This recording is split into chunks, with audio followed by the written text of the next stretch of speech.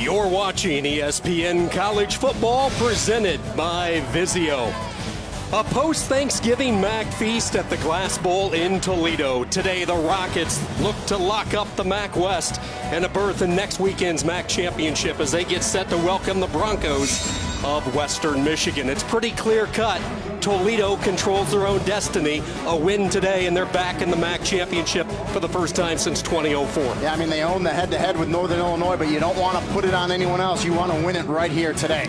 Rainy Toledo has been in this position in years past, narrowly missing a berth in the MAC title game. Ironically, standing in their way, the reigning champs in Western Michigan. Yeah, what a year Western Michigan had last year, 13-1, the Cotton Bowl, and you see Tim Lester, Jason Candle, two of the great young coaches in college football. Lester, 39 years of age, Candle, only 37. Two good ones, really respect each other. It is senior day here at the Glass Bowl, so an emotional day, and Logan Woodside has put up monster numbers in his career, the most prolific passer this university has ever seen. Well, his efficiency is off the charts. 22 touchdowns this year to only 2 interceptions. Led the nation last year with 45 touchdowns. What really impresses me about Logan Woodside is his quick release. He gets it out of his hand in a hurry.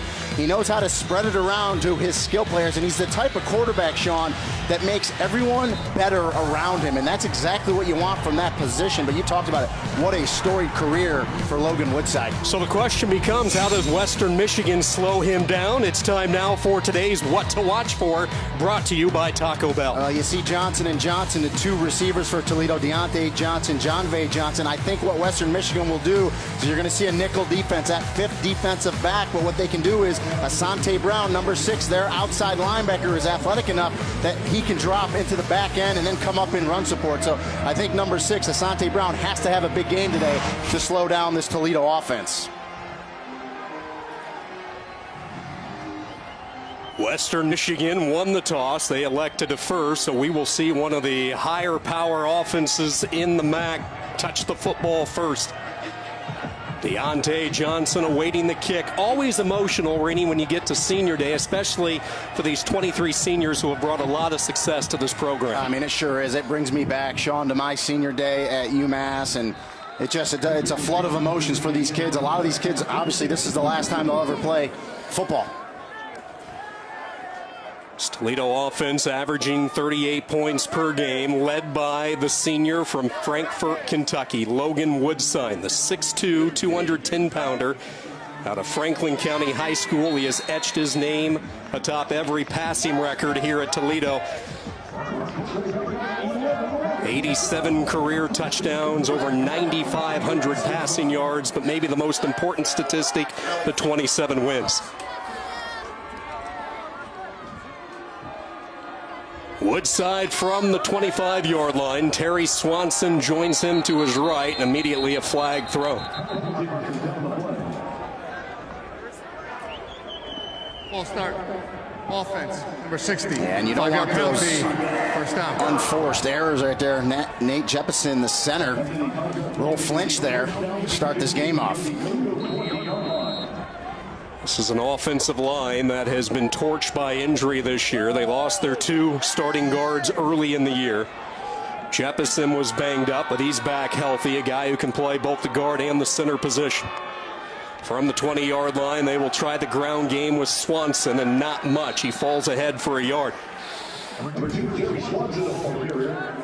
You know, and the thing you'll notice about this offense today is they always send a receiver in motion. They fake jet sweep almost every time, Sean. It's one thing I noticed on film. They try to keep that defense spread out so they can't really bear down in the middle of that defensive box.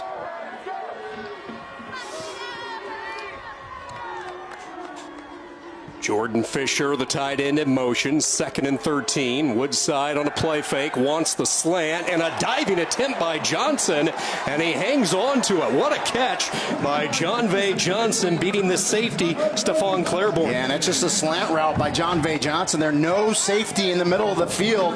Good job by Woodside to lead his receiver, but what a catch by Jon'Vea Johnson. Excellent hands. Just FYI, they're going semi-fast. 32nd catch of the year for Jon'Vea Johnson, the junior from Gary, Indiana, 2nd on the team behind Deontay Johnson. The Killer Jays for Toledo, and a first down for the Rockets from the 36. They pull a couple of linemen. Swanson trying to bounce and dance his way outside, but he was cut off by Claiborne and Asante Brown. And that's what that defense needs to do. They need to read the play, recognize it, and react to it. Good job by that unit right there of Western Michigan. This is an experienced linebacking core for the Broncos when you look at Spillane, Bailey, and Asante Brown, but don't expect Brown to stay in that linebacker position all day today. Yeah, again, he's athletic enough he can drop into the back end in coverage. From the 36, Woodside with all sorts of time. He'll take a shot downfield. This one a little bit too long, incomplete. Looking for Deontay Johnson. And you see Deontay Johnson jumping up and down. Listen, they were in man coverage, and these receivers from Toledo believe they can beat the secondary of Western Michigan. So look for some more long shots like that if Western Michigan stays in man with no safety in the middle of the field. Yeah, both these teams feel they are strong in the corner department. When you look at the corners of Phillips and Beal for Western Michigan and for Toledo with Mathis and Holman, you have a lot of games played, a lot of experience. 3rd down and 9 for the Rockets. They go empty set. Western Michigan rushes 4 over the middle on the drag route. Pass is caught by Johnson. He'll pick up the 1st down. Out past the 45 up to the 47. And that's killer for the Western Michigan defense. Tim Dowse, the defensive coordinator, said we have to get off the field on 3rd down. You have Toledo exactly where you want him, 3rd and 9. Give him the underneath catch. That's fine. Come up and make the tackle short of the sticks. But the receiver does a nice job, does Deontay Johnson, fighting for those extra couple yards to pick up that 1st down.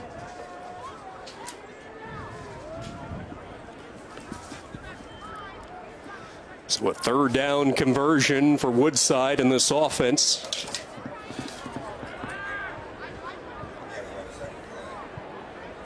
It looks like we may have a timeout on the field. We'll see what the referee is going to tell us. Luke Richmond. So we'll take a break in the action. Deontay Johnson shaken up after that last catch.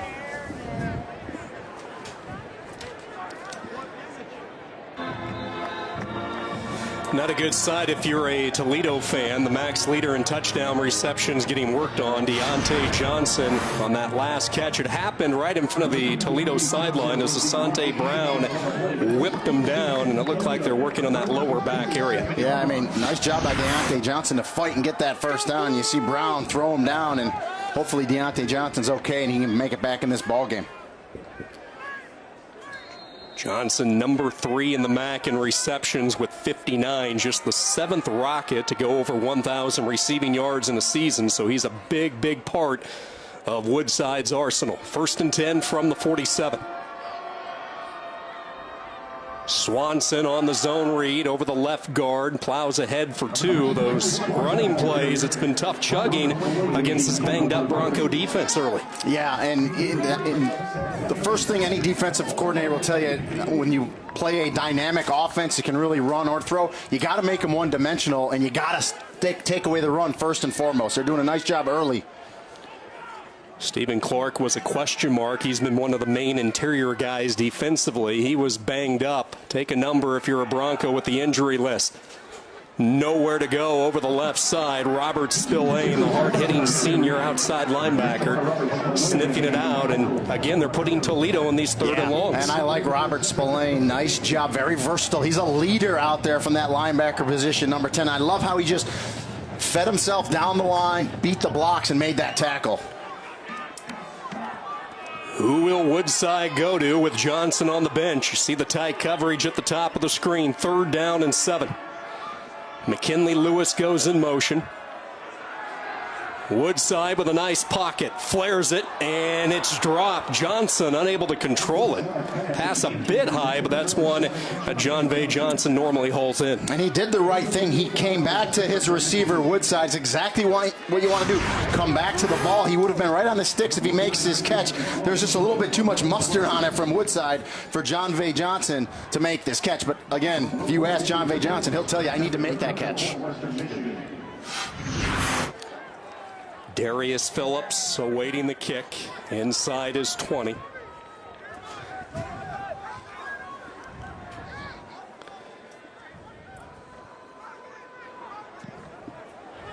Flint gets the punt away. Bounces inside the 10, angles toward the sideline. Beautifully done by the freshman from down under, and Bailey Flint. He put the left-hand turn signal on that ball. That was awesome. He makes the left-hand turn and goes out at the 2. Western Michigan football when we return to Toledo, working in the shadows of their own goal. ESPN College Football is presented by Vizio, maker of award-winning 4K displays.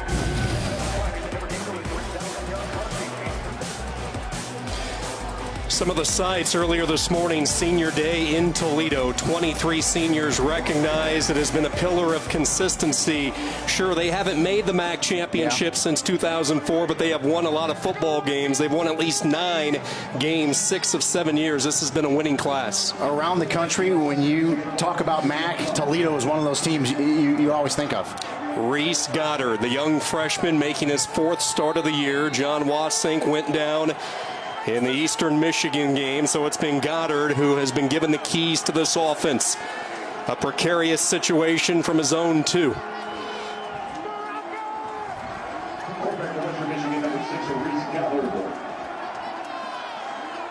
Expect a steady dose of number 31 today, Jarvian Franklin, the workhorse for the Broncos. I'm going to go out on a limb and say Jarvian Franklin's going to have 35 carries today. No, he had 18 carries in the first 18 minutes last time out against Northern Illinois. He's a workhorse, and he's going to have to be ready today. Franklin, just like Woodside, has etched his names among the greats in the MAC. Franklin has done the same thing from that running back position. He is a load, 230 pounds, from Tinley Park, Illinois. 2nd down and 8, and it will be Franklin again. Not much, through a little crevice, falls ahead up to the 6. For the 2nd straight time, it's Adaney with the stop. And he's got that body that you just talked about, Sean, where he can get the ball 30, 35 times. He's a physical back, gets behind those pads. This offensive line just has to give him a little room. And obviously, you run it down here. If you're Tim Lesser and offensive coordinator Kevin Johns, you got to give yourself some breathing room. We'll see what they do here on 3rd and 6. The most dominant running back in the 112-year history of Western Michigan football. They're going to go to the air. Goddard from his end zone wings it out, and a juggling attempt is dropped, incomplete. They were looking for Arnett. Yeah, excellent job by Mathis there. Watch Mathis, number 6 for Toledo. The ball was delivered nice by Goddard, but Mathis is going to get that right hand in there and knock it out. Beautiful job by the corner. Talked about the 2 cornerbacks with Holman and Mathis, both very experienced, both very confident players. And they consider those guys lockdown corner, Sean, and that's a luxury to have when you can put a DB out there in press coverage and say, all right, we're taking away this side of the field. Let's see if they come after Derek Mitchell, the punter. Back foot along the back of the goal line. They do not. Kick is away. Fighting that setting sun here as we hit that noon hour as it drifts over to McKinley Lewis, and he is all bottled up. Good coverage by the Broncos. McKinley Lewis won't go down. Finally, he's thrown down back at the 35. Each team has had it once. Both teams come up empty, but here comes Woodside and the Rockets. Good field position when we return to Toledo.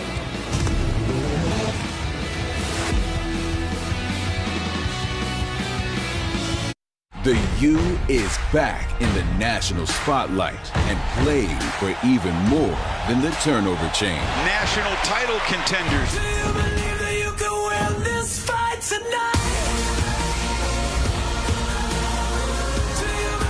The U is back, and Rainey, if there's ever a trap game, that might fall into that category here in about 10 minutes. It sure is. Pat Narduzzi, a very good coach at Pittsburgh, but Miami, boy, you're right. You got to know that, and boy, what a year. Mark Richt, happy for him. A good coach and even better person. The ability to win the close game. Miami has excelled all season today at Heinz Field with Pitt. Drive number 2 for Logan Woodside in Toledo. Good starting shape at the 45. Also good news for the Rockets, Deontay Johnson back in. He's one of the receivers. We saw him shaken up on an earlier hit. Woodside settles underneath, minimal gain up to the 48-yard line. And there's the intelligence of Woodside, too. Just a check down right there to Terry Swanson, his running back. Didn't like what he had downfield. Check it off, pick up 3-4 yards on 1st down. Woodside making his 36th career start today, 27-8 all time here at Toledo. Coming off that phenomenal season a year ago in which he led the FBS, 45 touchdown passes. Not putting up the amount of numbers, but still just as effective with this offense, as Swanson cannot find any type of crevice. Claiborne, who's been active, and Spillane in on the stop. Yeah, Spillane again. I mean, you want to see where the ball is? Watch the linebackers for Western Michigan, because they'll bring you to the football. I mean, they do a great job scraping off blocks and getting there, led by Robert Spillane, number 10. And, of course, Claiborne was there as well, coming up from that safety position. A lot of experience with the trio of Spillane, Bailey, and Brown through the years. Three anchors in the center of this defense, and really one of the few position groupings that has stayed healthy this year for Coach Tim Lester. Timeout taken by Toledo. And I think what caused that timeout, as we talked about Tim Dowse, the defensive coordinator for Western Michigan, changing it up. And I think Logan Woodside didn't like what he was looking at there, forced that timeout. Look at the career and the legacy that Woodside is going to leave behind here at Toledo, Rainey, and you look at the elite echelon of MAC quarterbacks through the years, they've all won at least one MAC championship. I mean, you could go through the list of names: Ben Roethlisberger, Jordan Lynch with Northern Illinois, Byron Leftwich when they were part of the MAC fray, Dan Lefevre, of course, right here in Toledo with Bruce Gradkowski. Yeah. This is big for Woodside to try to steer this offense into the championship. So many great quarterbacks have come out of the MAC, and you're right, Woodside has it in front of him, but he has to get it done today. You don't want to rely on a Northern Illinois loss. You want to win this one today and put yourself in that championship next week against Akron. 3rd and 6, Desmond Phillips, the 4th receiver in motion. They run a twist up front. It's picked up. Wide open downfield. Johnson, and it's through his hands. Oh, my. And you can't blame that one on the sun, because it's really shooting the other way. I just think John V. Johnson just took his eye off the ball. This is a perfect pass by Logan Woodside. Should have been 6, and he just kind of looks like he kind of pulled his head away. I don't know if he was thinking about running into the end zone, but this should have been 6. I mean, it's just a flat drop. Well, I'm not sure what the safety Claiborne was thinking there to allow Johnson to run right by. And what a gift for Western Michigan, because that was 3rd down, so it should have been 6 for Toledo. Instead, you're going to get the ball back here on this punt. Second drop pass by a Rocket receiver early. Fair catch signaled for. Phillips comes flying in to make the diving catch at the 25. The ESPN app is a fan's best friend. Stream every ESPN and ABC college football game live at home or on the go. You'll get access to scores, news, highlights all season long. Download the ESPN app to start streaming right now. Well, not only a fan's best friend, the app, but an announcer's. We travel as much as we do in the airports we're in. Always using it. Now, after the pass was dropped, you know, John V. Johnson comes, let me go do some push-ups, because he knows he should have caught it. That's discipline right there. A little more breathing room. Let's see if Western Michigan can open up the playbook compared to that first series where they had it from their own goal line, and it is Franklin straight up the middle, carrying a defender with him. That was DeDarlo Lou hanging on for dear life. And that's a key to Western Michigan on offense. If you can get 5, 6, 7 yards on first down, then it makes it easier for your young quarterback, Reese Goddard. Opens up the playbook. He's an athletic kid. He can make some plays with his feet, but you got to get those positive plays on first down, take that pressure off.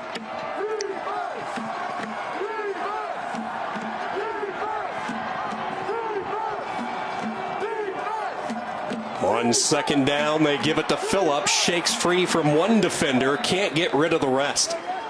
Blue again in the backfield. But boy, look at the strength from Franklin. I mean, Lynch, the linebacker, comes up, tries to wrap him up, and Franklin discards him, gets to the outside. They make the tackle, though, but it shows you how much of a tough runner Jarvion Franklin is. It's not easy to shake free from Jack Lynch this year. He's the team's top tackler, the former walk-on. Just a great story and the type of senior year that he has enjoyed, the hometown product. 3rd down and short, and they will give it to Franklin, and he is stuffed at the line of scrimmage. Nowhere to go. Yeah, and that's where I think Western Michigan has to go a little more zone read, and Reese Goddard needs to take it out of the belly of his big back and keep some himself and really keep that defense honest. He gives it to him right there, and just great job by the Toledo defense to crash down inside and make a tackle, get a lot of helmets to the ball. I think as this game progresses, Reese Goddard's going to have to pull it out of the belly and take it around the end. 5 carries, 12 yards early on for Franklin. Zach Quinn and that Toledo defense for the second time forces a 3-and-out. Good high, deep kick from the 20-yard line. This will be McKinley Lewis trying to shake his way ahead. A return of 7 as he is lassoed down at the 27-yard line. Halfway through this first quarter, senior day in the Glass Bowl. No score in this MAC showdown.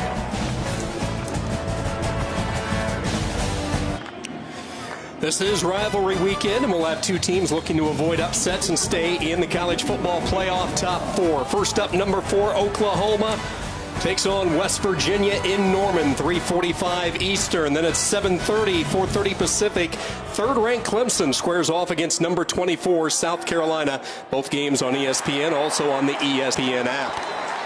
To the airwaves, John Vay Johnson hangs on to this one. You love to see that. Woodside going right back to the guy who dropped it. You're reading my mind. That's exactly what an experienced quarterback does. Go right back to that receiver that had the big drop. John Vay Johnson makes that catch. 22-yard gain, first down Toledo. Shaquille Seymour is checked in as a running back. He's easy to spot, 220-pounder, and he has been a touchdown machine this year for the Rockets. He lines to Woodside's left.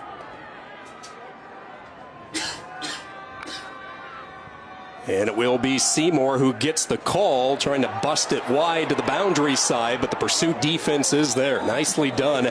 Robert Spillane and Darius Phillips. Yeah, and that's what you want to do. If the back bounces it, just get running sideline to sideline. Don't let him turn that corner. If you turn a corner as a back, you're going to automatically get 5 or 6 yards. They don't let him turn it. They hold him to 2. Seymour has a couple of 100-yard games this year. Rushed for 102 in the Week 1 win against FCS opponent Elon. Have 119 against Central Michigan. And he's most effective as a downhill runner, not bouncing it outside like he just did there. Nice supplement to Terry Swanson. Second down and 8. Ball back on the Western Michigan side from the 48. And it will be Seymour. Had the outside cut off, so he'll gallop right up the center. Good improv there by the fresh up to the 34. Yeah, great vision. Starts to go left. You're going to watch him stick that left foot in the ground, square those shoulders, and get north and south in a hurry. Exactly what you want to do out of your big back. Lower those shoulders and pick up what you can. Nice job there by Seymour. In Toledo at the Glass Bowl, a big day for the Rockets, a win, and they clinch the school's first MAC championship game berth since 2004, alongside Rini Ngolia, Sean Kenny, as Woodside dumps it off down the sideline. McKinley Lewis using his speed, tight roping to the 25. You know, that was an RPO. You hear it a lot. What does it mean? Run, pass, option. You see how late he threw it. The impressive thing on that play, Sean, is none of the offensive linemen for Toledo drifted downfield past 3 yards, which would make them ineligible. Good job staying home. You see the late pass by Woodside. This drive has a little bit more flow to it, doesn't it? It's a little more Toledo-ish. Second and short. Woodside looking over toward the sideline. See a lot of pre-snap motion from these backs, and they will give it to Seymour, and he'll pick up the first down. 3 hard-fought yards. And that time, Seymour kind of danced around when he got the handoff. He didn't realize, just go, because the hole was there. Lower those shoulders. You know, Seymour's an interesting story. He was banged up in high school, so when he came to Toledo, they really weren't sure what they were going to get, but he's a good one, a high-character guy, high motor, and I think he's going to have an excellent career here, only a redshirt freshman. Yeah, really. He went 2 years without competitive football. He was injured his senior year, then the redshirt. They really weren't sure what type of production he would provide, but he has been a key. Spelling Terry Swanson. Shot toward the end zone, jump ball, and it's knocked away. Johnson, the intended target. Samuel Beal right there with blanket coverage. Yeah, and you're not going to get pass interference on that call. That ball on Logan Woodside sailed on him. That's one where he needs to step through and throw that thing low and away. There was no safety in the middle of the field. That one sailed on him. Toledo yet to dial up that long ball in this first quarter. They've come up empty, shooting blanks on the 3 tries, although one was a gift to the Broncos secondary when Johnson dropped. 2nd and 10, inside 3.5 to go, first quarter.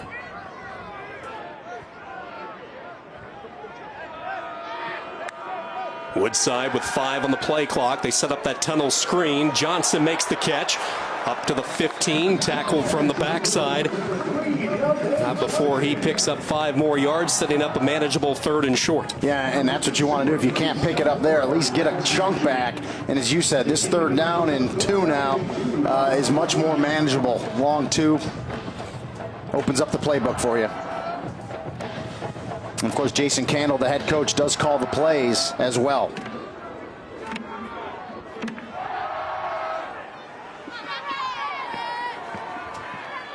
Bring the extra tight end Gilliam in as an H-back on 3rd down, and Seymour is stockpiled at the line of scrimmage.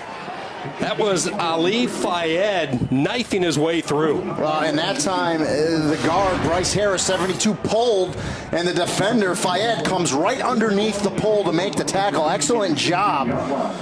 You know, if you're Harris, 72, you really got to block inside out. You got to go tight when you pull. You cannot let a defender come underneath you. That's what Fayed does there to make that tackle for the loss.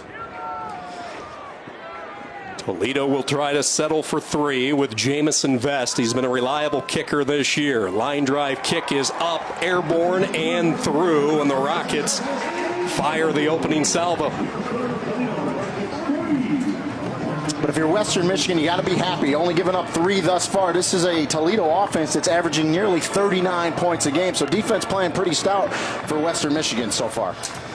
Toledo with the early lead. Mentioned what's at stake, a berth in next weekend's MAC championship. That hasn't happened since 2004. Let's push the rewind button. Bruce Gradkowski. Remember this guy? Lance Moore was his favorite target. The first of 3 touchdown catches for Moore, all coming in the second half, as Gradkowski goes 18 of 24 for 251 yards, and the Rockets celebrate a MAC championship win over Miami. Yeah, Moore and Gradkowski, guys that had a pretty good time in the NFL. And by the way, Bruce Gradkowski is about 40 yards down the press box from us now, doing color commentary for the analyst for Toledo. Getting into the broadcasting biz. Good to see Tom Amstutz toward the tail end of that celebration. Toledo Tom for so many years guiding the Rocket program. Okay.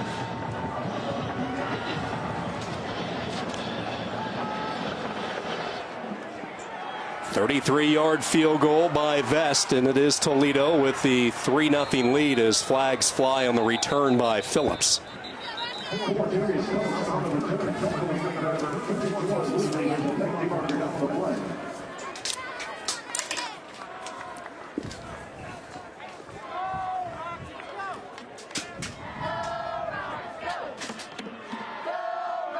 During the return, holding, receiving team, number 38, 10-yard penalty, 1st down, Western Michigan. We'll take a look at the MAC championships, the graphic. It's a great conference, and you see Northern Illinois with 7 titles. And, you know, Toledo, the thing that surprises, I think, a lot of people is 2004 was their last title. You wouldn't think that as much as you talk about Toledo when you talk about the MAC. Yeah, Toledo and Eastern Michigan, the only 2 schools who have not been represented in that MAC title game since 2004. We had that 3-year stretch of Northern Illinois and Bowling Green. That became an annual affair. Ernsberger, the tight end, as Goddard throws it for the first time, and it's the tight end rumbling his way up to the 29. Yeah, really a breakout year for Ernsberger. That's now his 33rd catch on the season, the big tight end out of Battle Creek, Michigan. He was a 3rd-team All-MAC performer last season, but obviously with the receiving hit that this team took to graduation last year, here was a guy that knew he was going to get a few more looks throughout the course of a game, and that has certainly been the case. Certainly become the safety valve of the young freshman Goddard. Zone handoff to that left side, and the Toledo defense too quick. Yeah.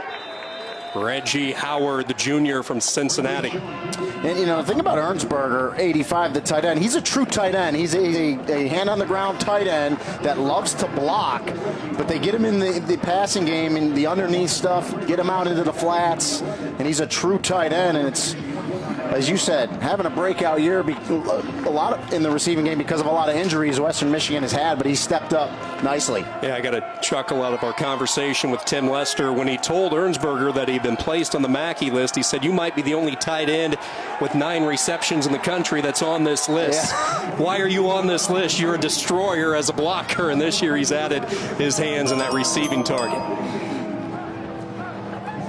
These are the situations Western Michigan wanted to avoid, putting Goddard in these vulnerable situations. You got a true freshman that last year at this time was playing high school football, and now you're playing against arguably the best team in the MAC, and 3rd and 13, not where you want to be.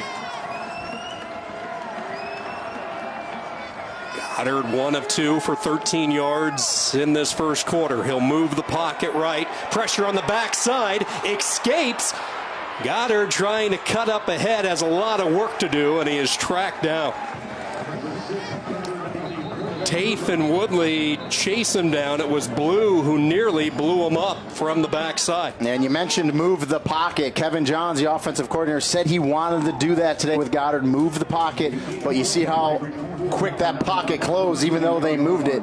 The team speed of Toledo on defense gets to Goddard. See the injured tackle, Zach Novoselsky, the redshirt junior from Lincolnshire, Illinois. He is the one down. And Rini, I mean, a lot of teams, you get to late November as you get ready for the postseason and the bowl season coming up. A lot of teams are banged up, but when you look at this Western Michigan roster, 18 guys lost to season-ending injuries. And listen, Tim Lester, the head coach, came here from Purdue as the quarterback coach, and that's one of the things you got to deal with as a head coach is injuries, and it's like next man up, but eventually you run out of guys, right, to step up, and it's something they've dealt with. But give them credit. I mean, to get 6 wins already this season with everything they've gone through, really a testament to Tim Lester and his coaching staff. I mean, you look at this program and what they lost at quarterback with Zach Terrell last year, the trio of receivers led by one of the best that's ever played the game at the NCAA level, and Corey Davis, Mitchell Henry, Currington Thompson, all gone to graduation. The plethora of injuries, and yet they're sitting here 6 wins, and that's what he said. It's almost more painful to be so close and in these positions. A lot of people think it's harder for a new coach to come in to a program that hasn't won, but really you got house money when you come in, right? When you take over a program that was 13-1 and they made it to a New Year's Six bowl game, to try to keep that momentum and of course lose all the good players you just talked about, that's actually really hard to do for coaches. And you add in the injuries on top of that. Tim Lester and his staff have done a really nice job. Novoselsky, coming into the season, was the last piece of the puzzle on that offensive line. They had some experience coming back up front. He was a Pleasant Fall camp surprise, and he has played every snap at right tackle this year, but you see him getting helped off the field, so a young and thin offensive line gets even thinner. And the other interesting thing, talking to head coach Tim Lester, is last year's team was so dominant. They were in a lot of blowouts. There wasn't a lot of close games, and so your mental toughness kind of gets challenged then that next year when you're in a dogfight in a bunch of games. And he said he challenged his team. He introduced some new conditioning work and really challenged them, but he said they have stepped up to the task. Yeah, he felt the game with Central Michigan was one where he had to bring everybody in, and a coming together meeting that I'm sure you've been a part of in your days at UMass, where he just wasn't happy with the way they let that game get away. Went to a Packer drill over the next 4 weeks, just trying to break down the players so they can finish some football games. Beautiful kick by Mitchell inside the 5. McKinley Lewis in all sorts of trouble, and that's a field position changer from the 30-year-old punter, Derek Mitchell. Well, big Thanksgiving yesterday. Hope everyone had a great one. After that turkey, you got to do some push-ups for the meal and dropping a touchdown.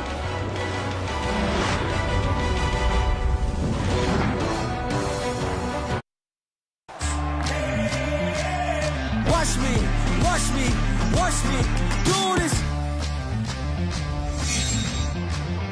Let's take a look at the college football playoff rankings brought to you by Capital One, Alabama, Miami, Clemson, Oklahoma, 1 through 4. Your thoughts, Yeah, Randy? I mean, it's all going to sort itself out. Obviously, we have the Iron Bowl tomorrow, Alabama and Auburn, and then, of course, the conference championship games next week. So this 1 through 10 will look quite a bit different here in a couple weeks. Give me one team, 6 through 10 on that list, you envision to make some movement.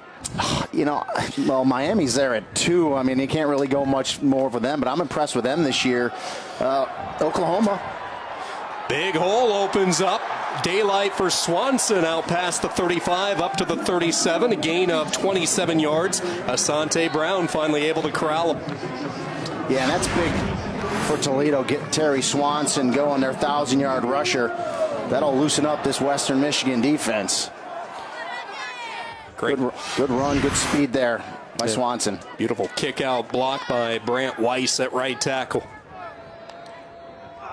Gives Woodside some room. He wants to go deep, has all sorts of time. Now he'll uncork into double coverage, and he overshot everybody looking for Desmond Phillips. Yeah, good time that time by Woodside, but good coverage by Western Michigan in the secondary. Of course, he throws into double. We should say as this quarter switches, I think Woodside has the wind behind his back a little bit, so you may see some more vertical shots this quarter from Toledo. Yeah, this has always been a tricky venue because it is in somewhat of a bowl setting. But that wind is swirling on a unusually mild day for late November in the Glass City. 2nd and 10 from the 36. Quick handoff, it's Swanson zigzagging up ahead. A flag flies in. Fayed the stop. Let's wait and see what the penalty's about. There's a takedown in the middle there. 71, Brent Weiss, I think, is going to get called with holding the right tackle.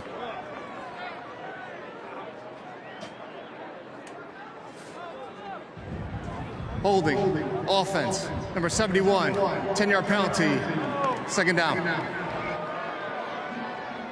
Weiss at right tackle. This is a real smart offensive line in the fact that you have 3 guys who have already earned their degree, all working on graduate work, and Weiss is one of them. It's always good to have smart guys up front, right? I mean, it ruins the stereotype, right? I know you love those smart offensive linemen opening up holes for you in your day. A running back is only as good as his offensive lineman. It's been a good O-line this year despite the injuries in the interior. From the 26, 2nd and long for Woodside. Again, look at the time. He's going to improvise and throw off the run. Swanson makes the tumbling catch. He was falling down as that ball arrived. And again, the smarts of Logan Woodside. Listen, not trying to get it all back after the penalty. Pick up what you can, and you see the defense gets drawn in. They think he's going to run. And look at the throw, moving to his left. So a little check down, but, you know, again, positive yards to keep moving. And now this 3rd is a little more manageable. Still, though, a 3rd and 8 and a time that this Western Michigan defense needs to step up and get off the field. The 2 Johnsons, McKinley, Lewis, and Phillips, the 4 receivers. Phillips in motion on 3rd down and 8. See if Western can get some pressure. They run a stunt up front. Nope, it's picked up. Woodside down the seam. Johnson the catch to the 20. John Vay Johnson to the 15. Finally whistled out of bounds. A big gain as a pick on the secondary. And that's just great timing. And you called it, Sean. They just stunted, did Western Michigan. No blitz. Woodside has all the time in the world. Delivers the ball to John Vay Johnson, who's running a post in the middle of the field. Comes underneath, makes the catch, and a big pickup for Toledo. Center of the field has been open on the deep game. That's the first time Toledo's been able to hook up with it. 49 yards. And the Rockets are inside the red zone. Swanson, patient run inside the 5, burst into the end zone, touchdown.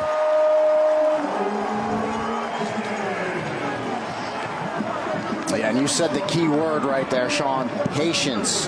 Terry Swanson gave his offensive line time to sustain their block. 60 Nate Jefferson, 72 Bryce Harris on the right side. Great job sealing off their defenders. Swanson gets through the hole, gets it in for 6. Swanson coming off a career-high 192-yard game in their last win against Bowling Green. He's able to find pay dirt for the first time. The senior, one of those 23 honored earlier today. It's a great way to celebrate in the Glass Bowl. Rockets up the ante. They lead 10-0.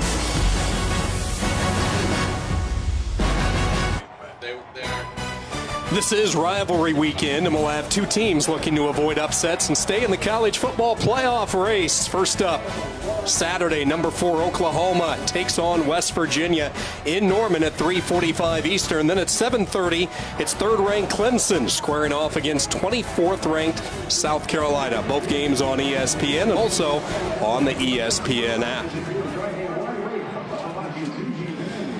A quick strike Toledo attack. 5 plays, 91 yards. Swanson caps it off with a 13-yard touchdown, and it's go time, Rainey, for this Western Michigan offense. Well, and that's what got that Toledo offense going, was that running game. But you're right, Sean. Western Michigan, it's imperative that they answer here and get some points on the board and get some type of continuity going on offense. That last drive set up by the big pass play to John V. Johnson. Yeah, John V. Johnson has been getting open in the middle of the field, and if you're Western Michigan on defense, you got to protect between those hash marks. And we're going to take a look here. John V. Johnson, top of the formation, and really in a zone here. You see, it's kind of a nickel. You got 5 guys. He just runs over the linebacker underneath. The safety's on top, but it's a good placement by Woodside. And, you know, if you're Western Michigan, you just got to shore up the middle of that field, because John V. Johnson, if he doesn't drop the one that he would have had a touchdown, would have already had a phenomenal first half. And he's having a good one as it is. 4th drive of the day for Western Michigan. They've netted only 26 yards. Goddard under pressure, avoids one, avoids a second, and is still caught and sacked back at the 19. Olekana, the junior, able to track him down. And that's what happens when you get pressure on a young freshman quarterback. Things break down in a hurry, and then he's just thinking about surviving. He doesn't have his head up. He's not looking to pass the ball down the field. He's just running for survival, and they still get to him for the big loss. Starting right tackle, Novoselsky is still out of there. Spencer Cans, a redshirt freshman, in at right tackle for Western Michigan. 2nd down and 16 after the sack. And on the zone read, again, Goddard has nowhere to go. Zach Quinn was in his back pocket. Yeah, and we talked about Goddard reading that zone read correctly, pulling it out. That time he pulled it out. He probably should have given it to the back, because Zach Quinn was right there. I mean, he's like that. He's that next man up mentality. He's been ready to go through injuries and having a nice season. Former safety, played safety in high school, did Zach Quinn, now playing defensive end. Tuzar Skipper was their best pass rusher. He was injured in the Tulsa game, so as Rennie mentioned, next guy up, and that's been Quinn. Goddard whistles it near sideline, underthrown, good coverage. Not a lot of room there, as Eskridge was the intended target. You know, and that's just a timing issue with a young quarterback and his receivers. Eskridge does a little stop route at the chains, and just the timing's not there between he and his quarterback. A grand total of 1 first down for the freshman Goddard in this Bronco offense, and that's not going to get it done against this high-powered Toledo attack. Plus, they're losing the field position battle. McKinley Lewis awaiting the punt near midfield. Another deep kick by Mitchell. McKinley Lewis mishandled it, but he's able to get back on the football. A bullet dodge by Toledo. That could have been the break that Western Michigan needed in a first half that has been dominated by the Rockets. Special teams a little scary for Toledo, but it's the Rockets who maintain. Toledo up 10 here in the 2nd quarter.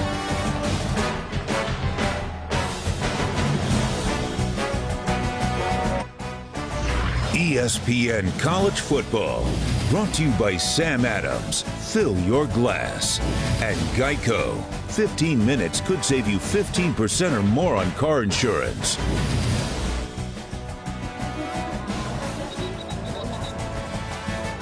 Bruce Gradkowski, one of the all-time greats. He proudly wore the midnight blue and gold.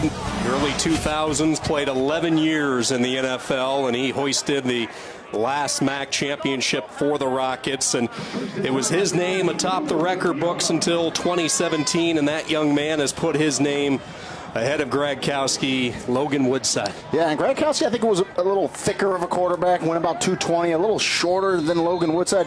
I like the way Logan Woodside delivers the ball, his quick delivery, and I think he'll have a chance to make a team in the NFL as well. A little bit of a different look, both running backs in at the same time with Seymour and Swanson. And Woodside for the first time is sacked. Western Michigan, who hasn't been able to generate much pressure that time, able to crack through with Balabani.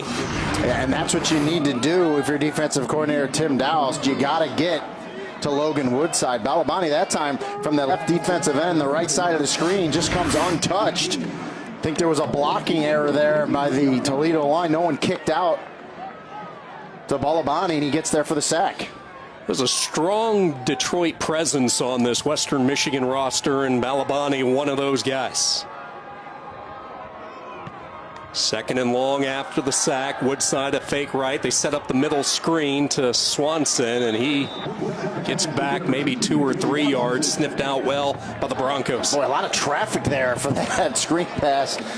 Western Michigan defenders all over the place. As it is, they complete it, but good job by Western Michigan to make that tackle. Now 3rd and 15, imperative for this Broncos defense to get off the field here, get their offense the ball back. They have their top defensive line in, especially over the middle with both Clark and Turner. Let's see if they can crack this offensive wall. 3rd and double digits for Woodside. Woodside back to throw with time. Floats. Dangerous pass, and it's intercepted. Picked off by Jackson. And that's exactly what the doctor ordered for Western. And I'll tell you what Logan Woodside did right there. He looked at his receiver on the right side and never came off him. Excellent job by Obi Jackson, 24, the corner. Play defense with your eyes. Good eye discipline. He's reading. He jumps that route, goes up, makes a nice interception. And as you said, exactly what this Western Michigan defense needed.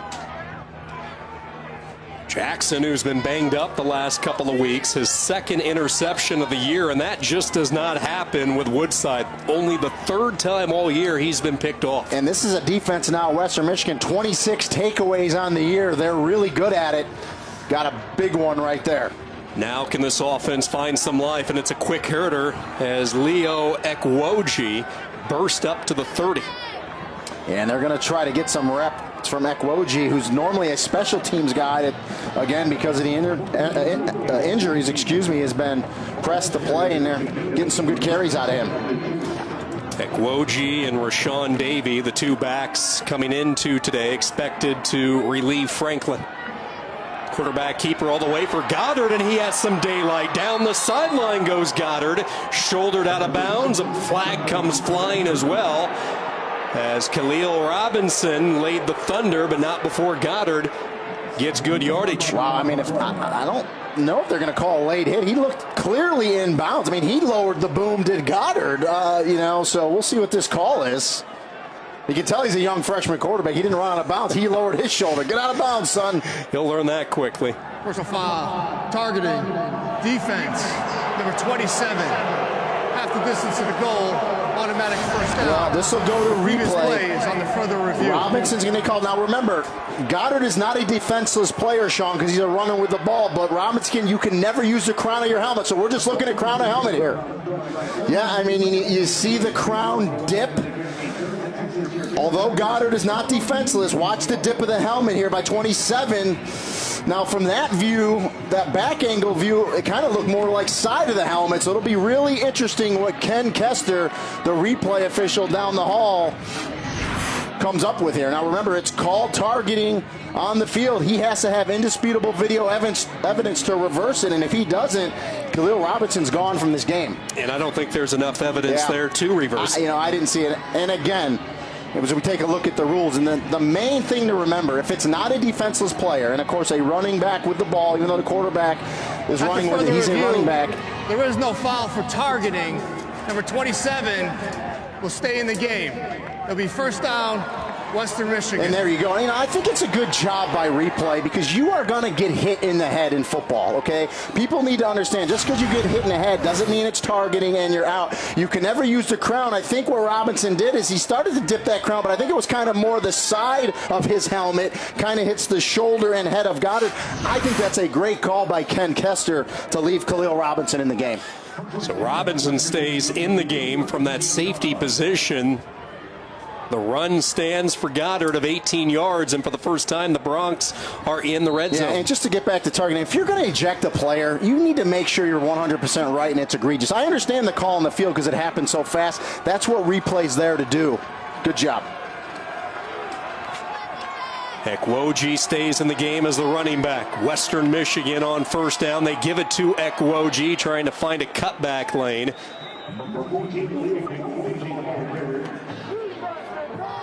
Brought down by Woodley, 2nd and 7. What do you like here, Rainey? Well, I like that they're going to the running game, and I like that they're using Goddard with his feet as well. So move the pocket, get him outside, maybe give him a run-pass option. Use his athleticism. Curtis and Arnett, the two receivers to the top. And they will hand it off to Ekwoji, and he is tripped up at the line of scrimmage.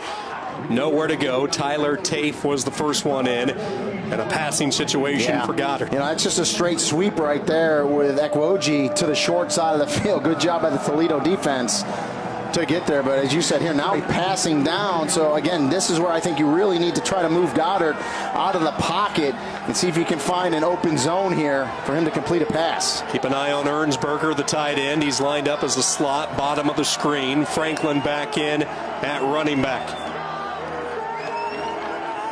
Goddard might be changing the play on third down. Franklin leaves in motion. It's a draw by Goddard. Bust to the outside. Dives ahead, but he'll be cut down well shy of the first down. Yeah, they go empty set there, send the back in motion, and it's a called quarterback draw. Toledo defense sniffs it out, though, makes the tackle, and will hold Western Michigan to a field goal attempt here. Kicking game has been somewhat of an adventure this year for the true freshman Josh Grant. Started out on fire, hit 7 of his first 8, but since then just 7 of 14.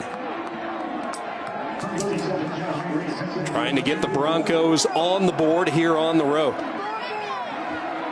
24-yard field goal.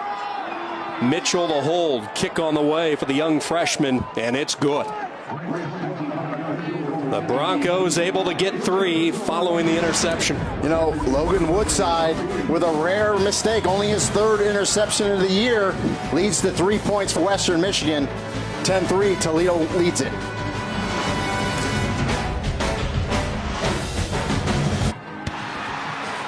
Allstate is proud to be a part of the team that comes together to do good by contributing to participating universities' general scholarship funds for each field goal and extra point kick. To date, Allstate has contributed millions in scholarship funds. It wasn't a lot, but certainly, Rainey, something to build on for Western Michigan. They get 3. They take it 32 yards working with the short field. And again, I think if you would have asked Tim Lester at the start of this day to be down just 7 midway through the second quarter, I think he'd take that. Oh, yes, he would. Again, this is a Toledo offense that averages nearly 39 points a game. And you're right. I think it was imperative to get some points off the O.B. Jackson interception, and they did. Short kick, Desmond Phillips out past the 30, and a good return, 19 yards as Phillips takes it up near the 40.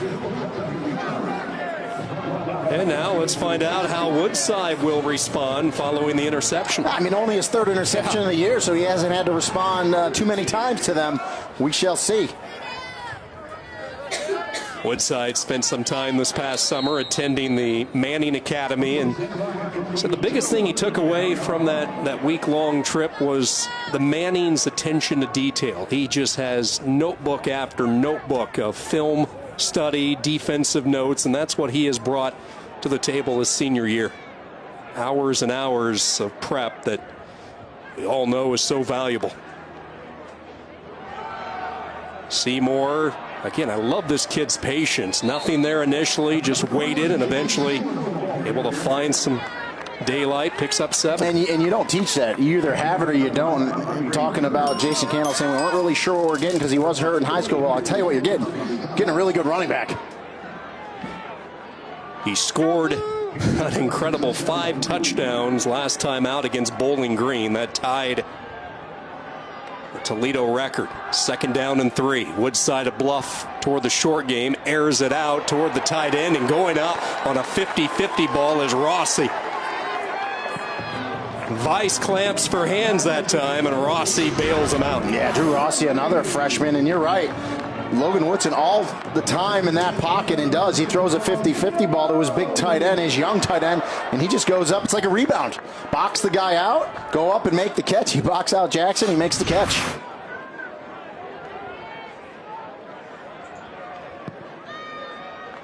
Rockets in business at the 39. Seymour shakes free from the initial defender, falls ahead for 2 yards.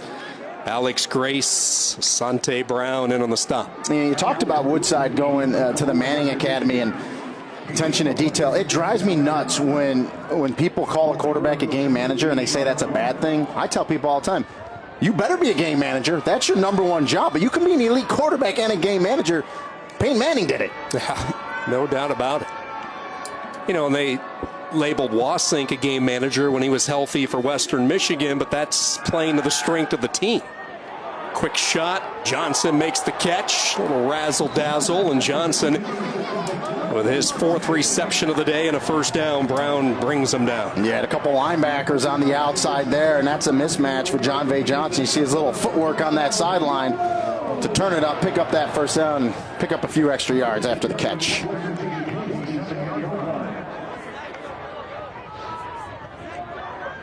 Woodside in this first half, 11 of 17, 155 yards, no touchdowns. Swanson has the touchdown run. That's been the only 6 in what has been a defensive first half. Woodside will try to change that. Redirecting traffic downfield, fires for Johnson into the end zone. Dangerous throw, and it's knocked away by Brown. He was looking for John Vay. Yeah, that was an ill-advised throw that time by Logan Woodside. But you know what he's looking at? That's Asante Brown, the outside linebacker. We talked about him in the open, dropping back in coverage in that nickel-type position. And that's really a mismatch with Brown versus John Vay Johnson. But not when you're going to throw a 50-50 ball like that. The big linebacker is going to go up and defend it, and he did so there. It's a dangerous choice. Brown, a 2-time All-MAC performer. Remember, he pushed the rewind button last year. He had a pick 6, intercepted Woodside on the very first play of the game. Direct snap, Seymour up the center. He'll be brought down 2 yards shy of the 1st down. Again, it's Asante Brown with the stop. Yeah, good job up front by that Toledo offensive line, giving their running back some creases there.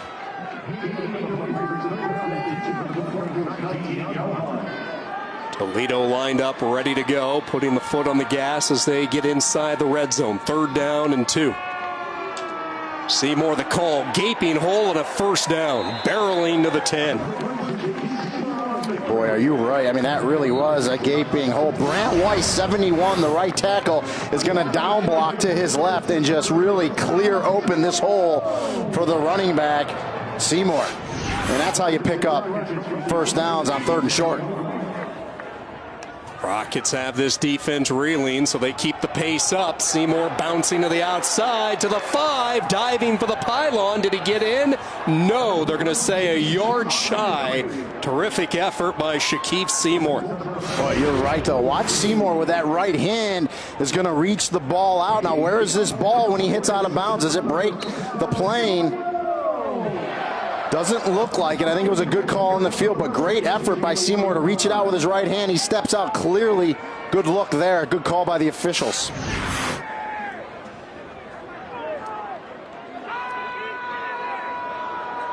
Power football here from Toledo, knocking on the doorstep, and it will be the freshman Seymour lunging ahead. Touchdown, Rockets.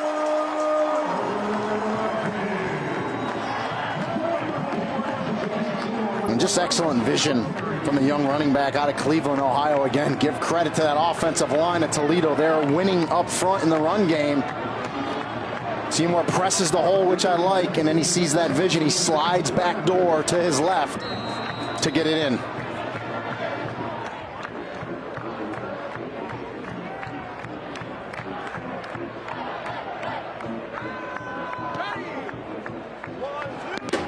Jamison Vest adds the point after, and Toledo with their largest lead. The redshirt freshman coming off that 5-touchdown game against Bowling Green in the I-75 rivalry has his way against Western Michigan. The Rockets in control.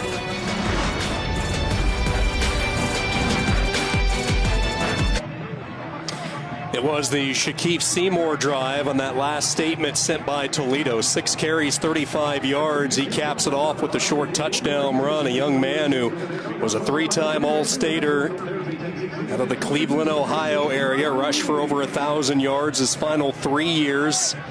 Rushed for close to 1,700 yards his junior season. So a highly recruited kid in the MAC found a home at Toledo, and you're looking at the future of this program in the ground game. Well, and talking to Jason Candle and offensive coordinator Brian Wright, they both said he was hungry to play football again. And when you sit out for a couple of years, boy, you just realize how hungry you are, and it's showing up in his play. Jamison Vest continues to send the ball through the end zone for touchbacks. And Western Michigan, in their largest deficit late in this first half, will try to get something started. Don't forget the PK80 Invitational rolls on with 2 more games today. First up, 9th-ranked North Carolina and Arkansas. And then at 5:30 Eastern, #1 Duke and Texas. All games on ESPN and the ESPN app. I cannot believe basketball's here. This football season has absolutely flown by.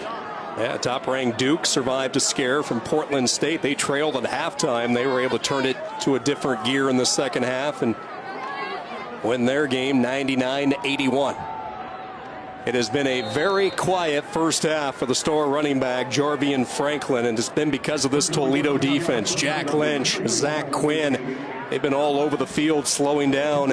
One of the best the MAC has seen. Yeah, I mean, going into this game, I would expected Franklin to have 30, 35 carries, but you're right. I mean, if you're shutting him down, you just have to go elsewhere if you're Western Michigan. So give credit to the Toledo defense and defensive coordinator Brian George. Well below his season average, and this is a guy, keep in mind, as we go deeper into the afternoon, he gets stronger typically as the game goes along.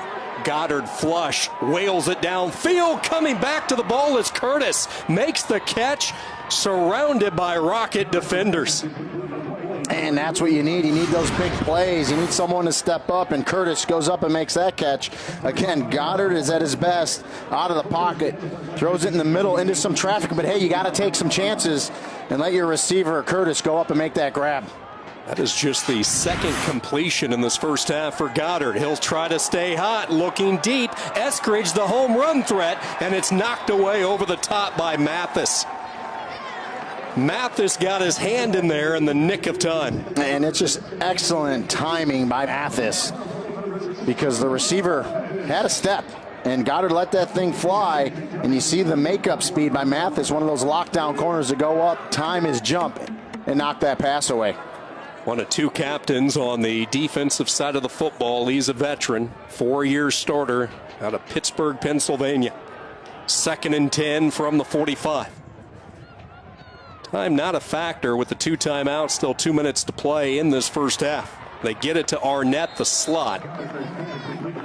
Arnett with a pickup of 6, setting up a 3rd down. Is this 4-down territory if you're Western Michigan?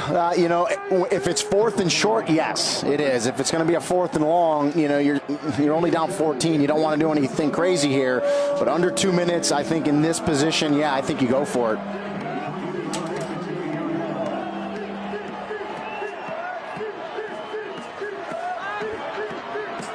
See if Toledo comes after the young freshman. They rush only 4, drop 7 into coverage, drag route, and the pass was behind Curtis. That is a misfire from the youngster, because if that ball leads Curtis, an easy first down. I mean, I think he might have almost been throwing the ball to his receiver. 8, Arnett in the middle. It comes out of his hand. You know, maybe not. Yeah, you just got to get in front of Curtis. That's an easy pitch and catch. You got to get that in front of your receiver. He's got the first down easily, and that's just a young quarterback rushing it there. And, yep, that's why I don't get paid the big bucks to coach, Sean. They're punting this thing away. They're ever going to run a fake, this would be the part of the field to do it. Mitchell awaiting the snap at midfield. Nope, he's going to kick the ball away. You know, and the reason, oh, great play. Great attempt as the ball goes into the end zone. And the reason I say go for it there, again, this is an offense that's starting to heat up for Toledo. And again, they average almost 40 points a game. So when you're in a position to go and try to score some points, I think you take that shot. Now, I understand, too, you don't want to not get it and give the ball to Toledo, you know, in good field position with 1:27 left in this half. But it's kind of like, you know, pick your poison there. Again, what's at stake today for Toledo? A win guarantees them a berth in next weekend's MAC championship. We saw Akron earlier this week punch their ticket. Woodside and the Rockets trying to get there for the first time since 2004.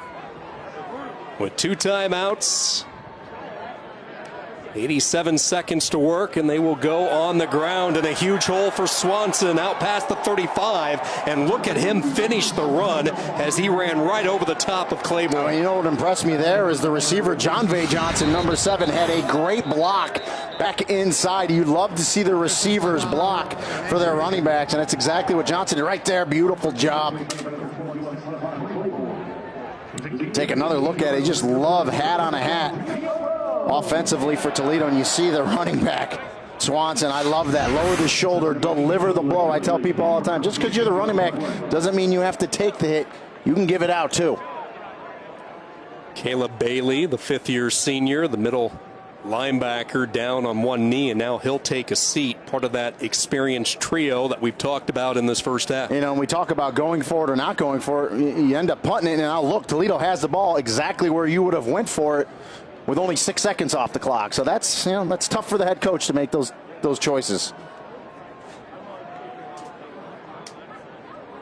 With these linebackers, Spillane, Bailey, and Brown, these three have really built a close bond, not just on the field, but off the field. They all came in at the same time, and talking with Coach Tim Lester, they have different personalities. Spillane is the vocal leader. The guy is always talking. He's like an extra coach, and you look at Bailey, who is walking gingerly off the field. You can't get him to say a word. Yeah. Boy, when you factor in Brown, you know, what a run they've had in Kalamazoo. And they really have, and you mentioned it, different personalities, come from different backgrounds, but yet they're very tight. And that's what you love about football. It brings people together in that family atmosphere and unity, and those linebackers are, no one on that unit is closer than those linebackers. So they will have to play without one of their top tacklers, just as this Toledo offense is cranking into high gear as we wind down the first half. A true freshman, Trayshawn Hayward in. Woodside a pump. Now he'll release downfield. Nobody open. Good coverage as Samuel Beal with the blanket coverage. Well, yeah, it was a double move by the receiver, John V. Johnson, but Samuel Beal, number 1, did not bite whatsoever. Excellent coverage.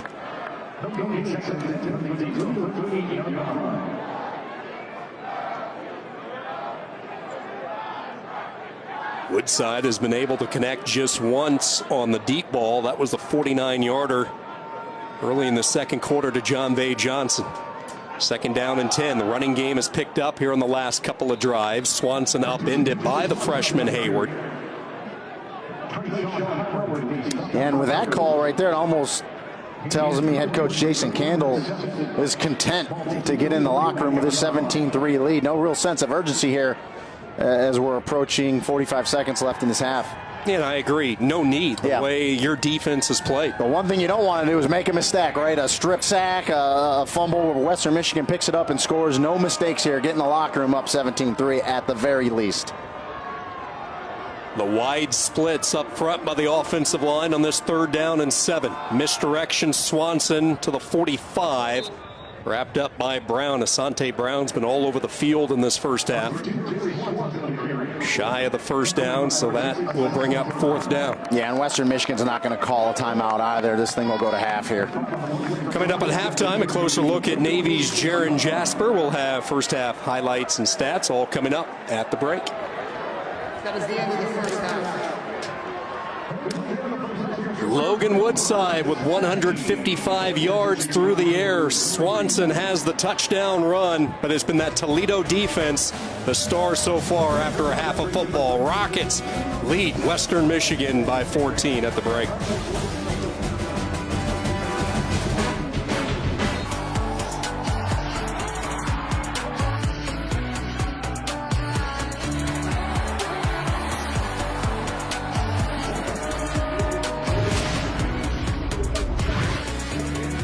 Senior Day here in the Glass Bowl. 23 seniors honored earlier today, and they are certainly contributing to the cause. A 17-3 Rocket lead here at the intermission. Sean Kinney alongside Rini Ngolia, and this Toledo offense putting up 273 yards of total offense, but I thought it was that defense that really took Western Michigan out of the game early. That was the difference. Listen, if you're Western Michigan, you're not playing bad on defense. You've only given up 17 points, but nothing offensively, and give credit to that Toledo defense. You know, this Rocket offense can put up points, and they were able to get some momentum built in that second quarter. Well, Logan Woodside finds John Vay Johnson. Again, the middle of the field was open. This was the big one for 49 yards to really get them going through the air.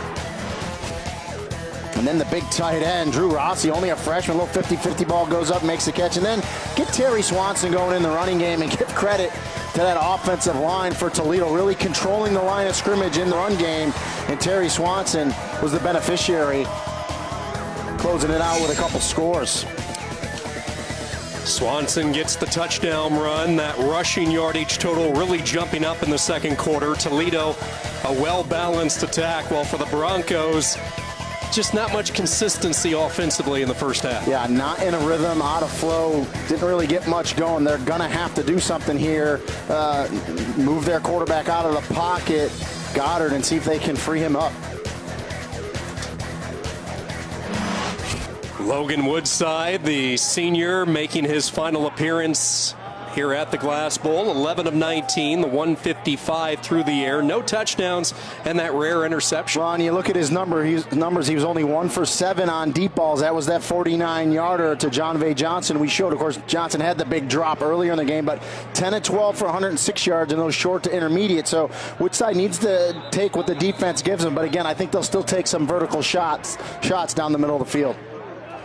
Woodside and the Rockets trying to punch the school's first berth to the MAC championship since 2004, and Western Michigan trying to improve that resume. They have the 6 wins, but they would feel a lot more certain if they can get that 7th victory here. While for Toledo, it's of great importance because NIU is leading Central Michigan right now.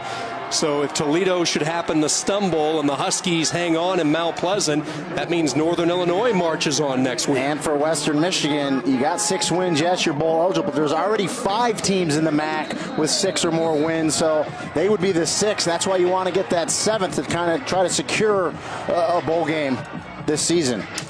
We knew coming in Tim Lester was going to have a conservative game plan. They were going to pound Franklin and take some pressure off the young quarterback. Do you expect that to change here in the second half? Well, you know, I agree with the conservative game plan to take pressure off your young quarterback, Reese Goddard, but I expected Jarvion Franklin to have some more success in the run game. So, you know, you can stay conservative if you get that running back going, but if you don't, now you got to move your young quarterback out of the pocket, and you're down 14 now. You know Toledo's a quick strike offense. You got to try to stay in rhythm and get some points on the board. They haven't asked Goddard to do a lot so far today. You saw the numbers, 3 of 7 through the air for the 47 yards. They start from the 18. On first down, they will try to get Franklin going over the right side as Jarvion Franklin gets 4 hard-fought yards brought down by Woodley. You know, and I talk about it all the time. I think first down's underrated. Not enough people talk about it. But right there, if you can get 5, okay, it just takes pressure off your young quarterback. 2nd and 5 opens things up much better, obviously, than 2nd and 9, 2nd and 8. That's what they need to do. Those positive plays on first down, that'll help them out tremendously. Try to stay on schedule against this Toledo defense. 2nd and 5. Goddard gets rid of it quickly, whips it out to Arnett, makes a defender miss up past the 30 to the 33-yard line. Made a nifty move. Mathis brings him down, but it was his move on Josh Tichy that allowed him to get the first down. Yeah, and the block by his fellow wide receiver, number 7, Dwayne Eskridge out there. If you throw those bubble screens, those quick passes, it's imperative that the other receivers block for you. They did a nice job right there. True freshman from Belglade, Florida, Arnett is down on the turf after that last catch. He's been banged up in a couple of different junctures this year. He was injured in fall camp, so that slowed his progress, and then he Sustained another minor injury at the halfway point of the season, but he was just starting to come into his own. And with the injuries to Watson and Ricci, here's a young man that they were counting on toward the home stretch. Well, he's very athletic. They need him. He's just, listen, this is college football. It's very physical. He's learning that it's a physical game. He just takes a big hit there, a nice clean hit, nice form right through him. And you just got to be able to play through that stuff. And hopefully he's okay. Hopefully he just got the wind knocked out of him. But again, a true freshman, very athletic. They want him on the field. Just got to get ready for football. Early injury to the young freshman Arnett. We'll be back with more from Toledo right after this.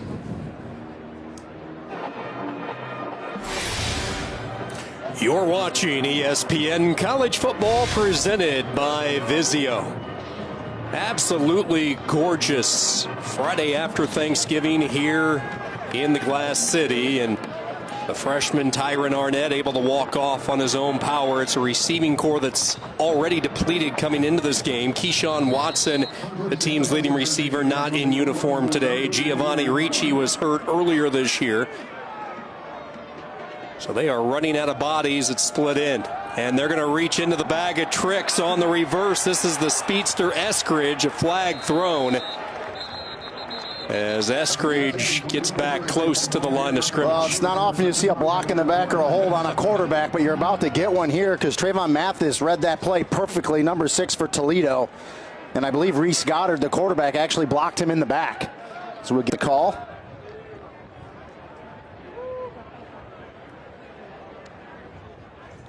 A pretty well-played football game. Offense, number 6, 10-yard penalty, first down. It's just the 4th penalty of the game. Yeah.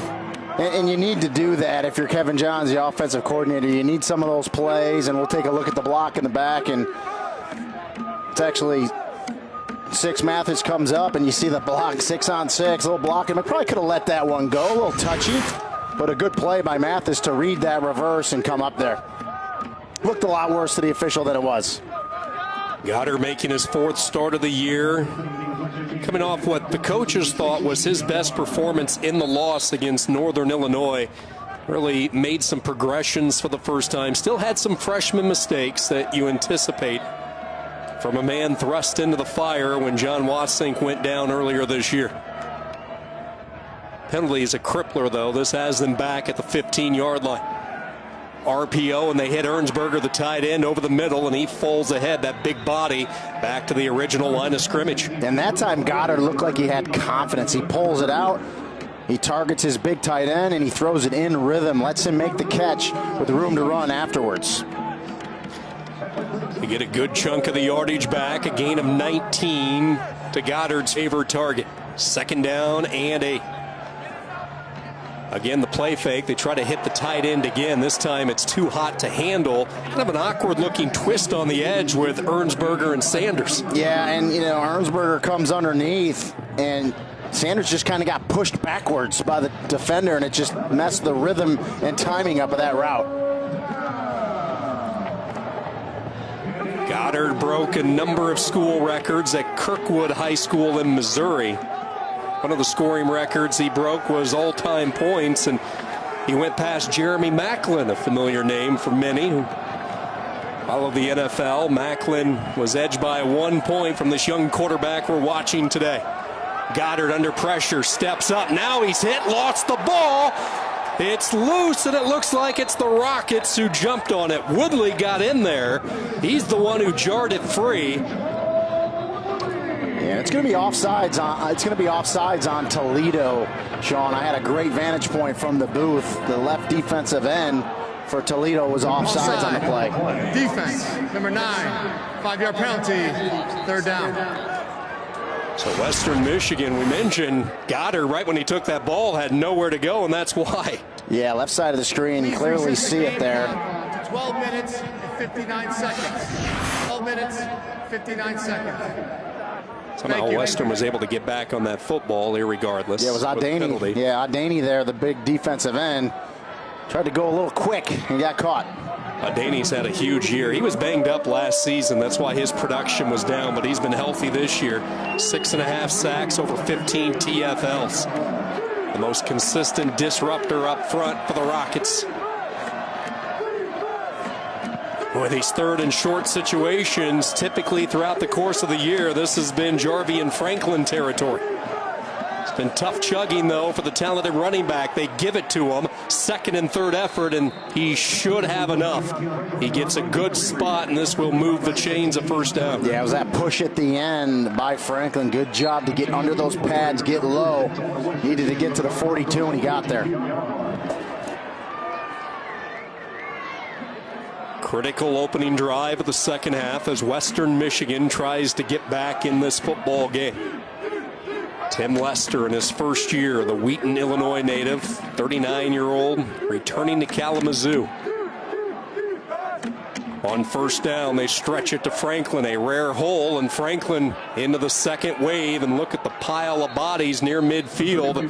That's the Jarvian Franklin that Bronco fans have enjoyed through the years. Yeah, and that's that big run on first down to you on 8 and 9 yards. Watch Franklin push the pile, and you love to see his offensive lineman join the party as well and keep pushing it. That's a legal play. Back in the day, it wasn't, but it's totally legal now to push that pile. Look at all that body pushing and going. Exactly what you want to do offensively. Entered today over 4,800 yards rushing, first in Western Michigan history. He's first in career touchdowns, passing Corey Davis, who had set the mark last year. Steady dose of Franklin here, but a good one-on-one tackle by Woodley. Loss of a yard, setting up another third and short. Yeah, I mean, that's exactly what you want to do from that outside linebacker position. If you're Woodley, you come in, you break down, you're one-on-one with the running back, and you come up and make that tackle. Childress and Howard are the two down tackles. Woodley trying to fire up this crowd. 3rd down and 2. Western Michigan has struggled today on third downs. Their only conversion just a few moments ago.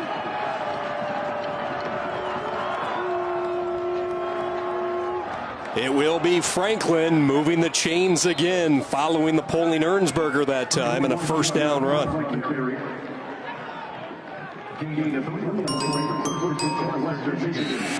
And just effort there by Franklin. You know the yardage you need to get to pick it up, keep the drive alive, and he does it. Franklin will get a quick blow. Leo Ekwoji back in. I thought Ekwoji provided the spark on the one drive that he played late in that first quarter. Young man who's going to have shoulder surgery as soon as the season is done. His reps are limited throughout the course of a game. Look at this trick play, lobbing it to Ernsberger, and he can't make the juggling grab. Trayvon Mathis got a hand in there.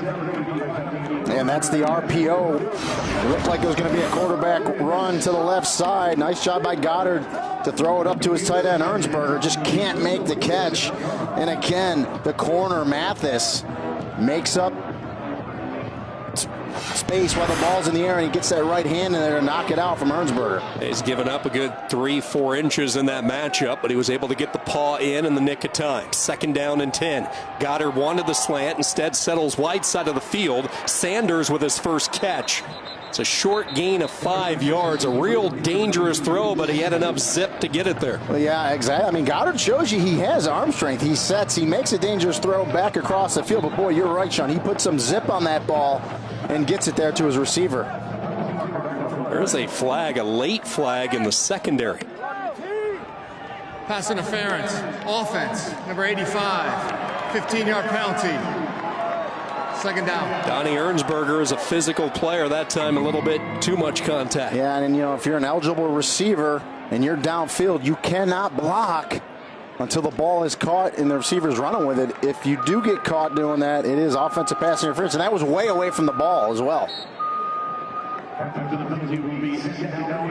We saw this offense able to overcome the block in the back earlier on the drive by Goddard. Now they're put behind the 8 ball again here. 2nd and 25 for the freshman. Opening drive of this third quarter. Toledo with the 2-touchdown lead. Play fake by Goddard, near side. Again, they're looking for Ernsberger, and he was blanketed by Woodley. He sure was. Tight coverage there. There was a corner on top as well, and Goddard tries to put it in there. Line drive back shoulder, but just coverage too good.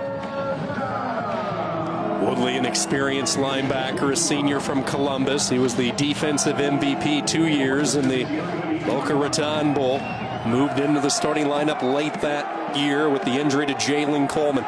It's been a fixture ever since. 3rd and a mile for Goddard. He wanted to settle for the screen. That was well covered, so wisely he dumps it into the turf. Daney read the screen. Yeah. He stayed with the running back, and Goddard had nowhere to go. You always see me say, read it, recognize it, react to it, and that's what Daney did right there. He saw that it was a screen. He reacted right away.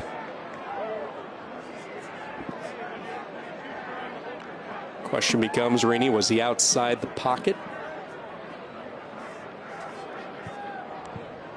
We'll see if a flag gets dropped here or not.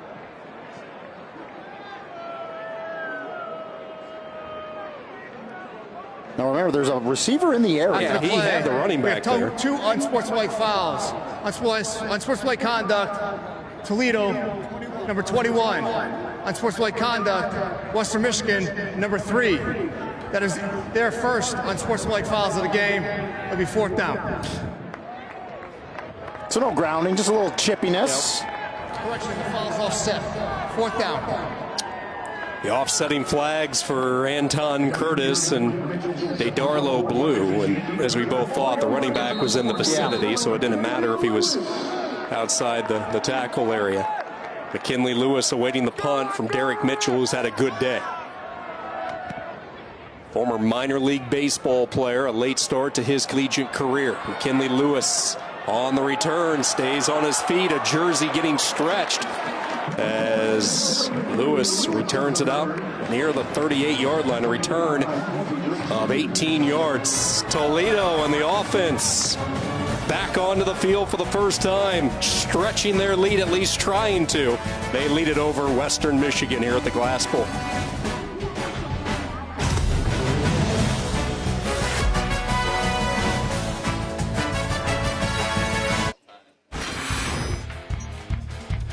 Starting today, Northern Illinois and Toledo were the 2 teams hoping to get a shot to win the MAC West. In Mount Pleasant, just a few moments ago, the Huskies up the ante as Childress finds Brown in the back of the end zone. That game has went to halftime. Northern Illinois out in front, 17-0. But regardless of that score, Toledo is in the driver's seat, Rennie and Golia. They control their own destiny. A win today by the Rockets sends them to Motown next weekend. Yeah, no backing into the MAC championship, and Toledo doesn't want to back into it. They want to win today, solidify it, and go next week and take on a very good Akron team.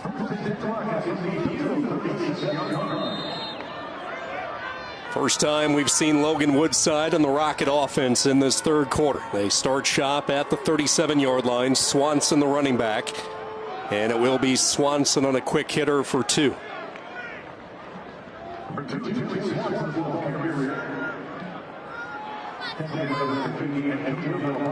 Swanson with 73 yards today. He has the touchdown run. His freshman teammate Seymour, the other 6 for Toledo. Pretty good defensive effort. They've given up the yards, but just the 17 points. Woodside, a play fake over the middle, wide open, the tight end, room to run. Jordan Fisher, 40.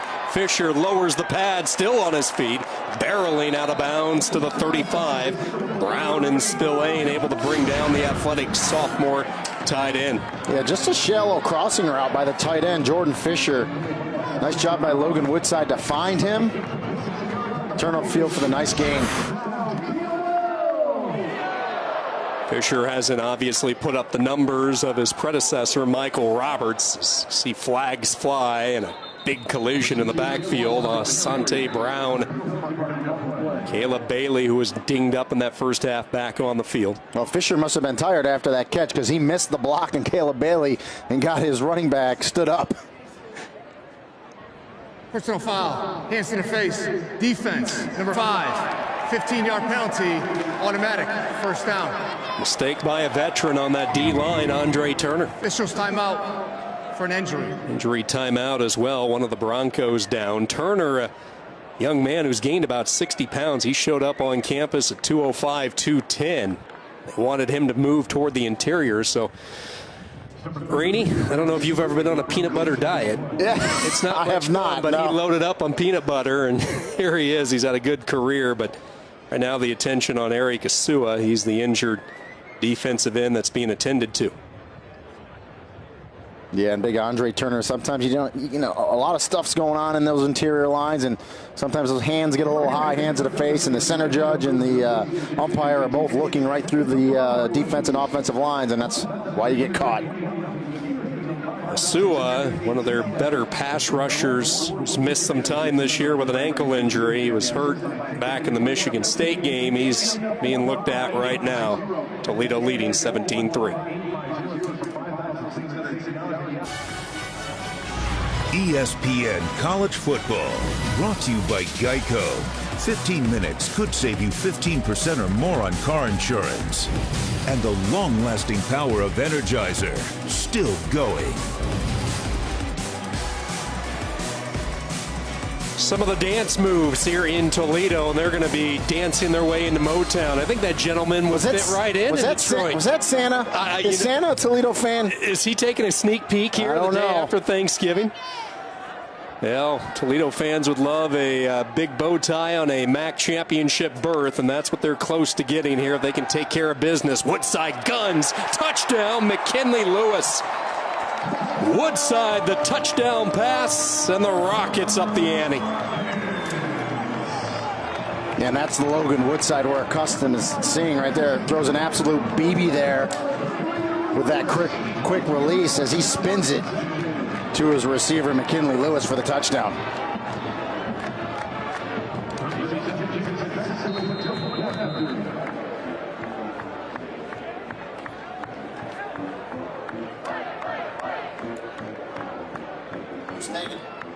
Four plays, 63 yards, a little more than a minute off the game clock, and Toledo with their largest lead. McKinley Johnson covered by Obi Jackson, one-on-one, no safety in the middle. Woodside puts it on him for the score, and I think Santa's happy.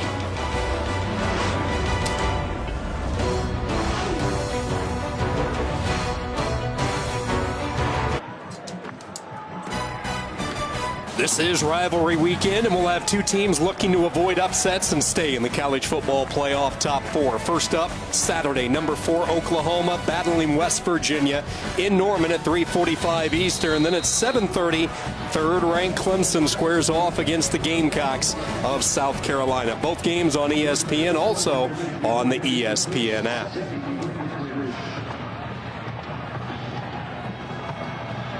Logan Woodside just a few moments ago with his 23rd touchdown pass of the season.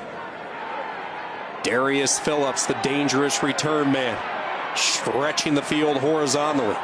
Puts on the brakes. Got to keep an eye on this guy, and he is hit hard at the 27, and here comes some flags. Boy, Phillips decked toward the end of that play right in front of the Toledo bench, and here comes some more post-whistle flags and laundry as these two longtime rivals reacquaint. 72nd meeting all time, so not a lot of love lost between these two. And the ball definitely came loose. I don't know if a beanbag got thrown for a fumble, but a flag definitely got. I wonder if we're going to get another one of these targeting calls like we got in the first half. We'll see what the line judge has in store for us. Boy, Phillips just turned into that hit. He certainly paid the price, and we're about to find out. Personal foul, targeting against the kicking team. The previous play is on the front of the review. Somehow I knew, Sean. Somehow I knew. You know, one of the rules for a defenseless player that a lot of people don't realize, a ball carrier already in the grasp of an opponent whose forward progress has been stopped is considered defenseless. So I'm wondering that's what they're looking at here, as we'll take a look at it with you. And you saw number 8 there, Caleb Bailey. No, wrong team. Let me get the right guy. It's Tichy, I believe. Yeah, Tichy, the starting safety. So what you're going to see is a launch with forcible contact to the head. This is going to stand up. I believe this is going to be targeting, and I believe Tichy's going to be gone. I think replay has enough there to uphold that call. You see the launch, that's an indicator. You see the hit, to the head. Doesn't matter that he doesn't use the crown of the helmet. Anything. Could be a forearm, could be a shoulder, could be an elbow to that head or neck area with that indicator. And because of the rule that I told you about, a ball carrier that's in the grass was considered defenseless. I think that's targeting. Yeah, I agree with you. And you can clearly see the launch right there by Tichy. It's forcible contact to the head or neck. And I believe based on the rule 2-27-14, he is a ball carrier in the grass, which would make him defenseless. So we'll see if we got it right. Could be 2 for 2 on targeting today. We saw the call earlier get reversed with Khalil Robinson, but we don't feel it's going to be the case for Robinson's teammate in that secondary, Josh Tichy. Forcible contact to the head or neck area of a defenseless opponent. Plus, you could go with the first asterisk there with a hit involving a launch. After further review, the runner was down. There is no foul for targeting. Number 8 will be allowed to stay in the game. It'll be first down. Western. That's 2 for 2 for Toledo. A guy staying in the game. So you got my explanation, so I'll leave it at that. Yeah. See the after effects for Darius Phillips, making sure he's still seeing. Well, and that's why that rule's in there, because you want to protect players at all costs.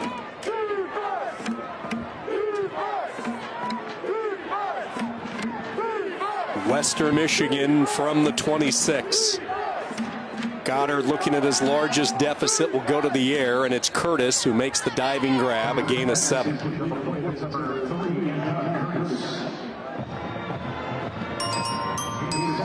Well, if there was some sort of a lasso on this offense for Reese Goddard, I think it is getting loose and loose by the moment as far as this deficit growing. Yeah. Well, he definitely, looks a little more relaxed here in the second half than he did start in this game. Scissors type action to Franklin, and he powers ahead for a hard yard. Daniel Davis, the 280-pounder from Flint, Michigan, in on the stop.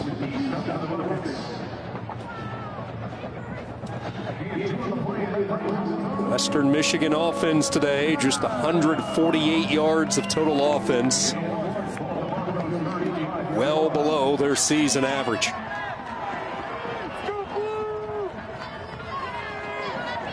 Third and 1 on the zone read. Goddard hands it off, and a first down surge by Franklin. Not by much, but just enough. Childress rides him down, and a first down for the Broncos. Quick moving third quarter, halfway through, and Western Michigan, with those 6 wins, trying to get number 7. They kind of feel they're right on that thin line of bowl eligibility. Yes, they have the 6 wins, but they would love to get number 7. That's what's riding today for the Broncos, besides playing the role of the spoiler. From the 36, Goddard on the slant. Nice catches made by Arnett. He's twisted ahead for first down yardage. Tichy on the coverage. It's good to see Arnett back in the game. So, he was just kind of had the wind knocked out of him before. But again, we've seen Goddard throw that quick slant pattern a couple times today and throws a nice ball.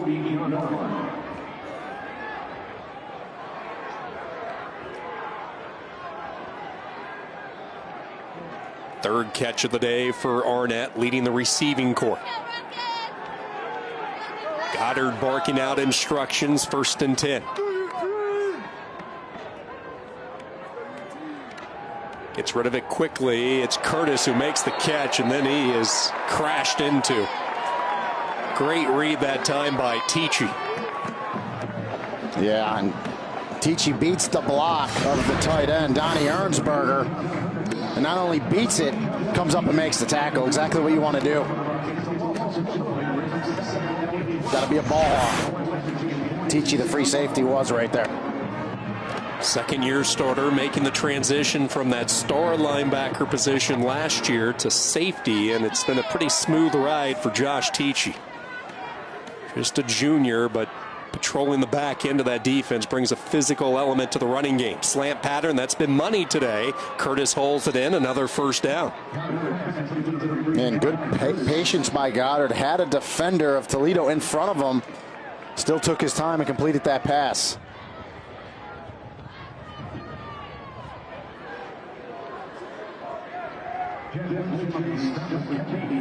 Western Michigan lined up. A little bit more pep to their step as we hit the 5-minute mark of this third quarter. It's Odell Miller, the big tight end, in motion. Bootleg right, throwback left, and well over the head of Ernsberger. Incomplete. Yeah, and good coverage in the secondary by Toledo. Weren't fooled at all by that. But I'm encouraged by the Western Michigan offense this possession, Sean. They got some flow going, and they got some movement. We'll see if they can finish it off with some points.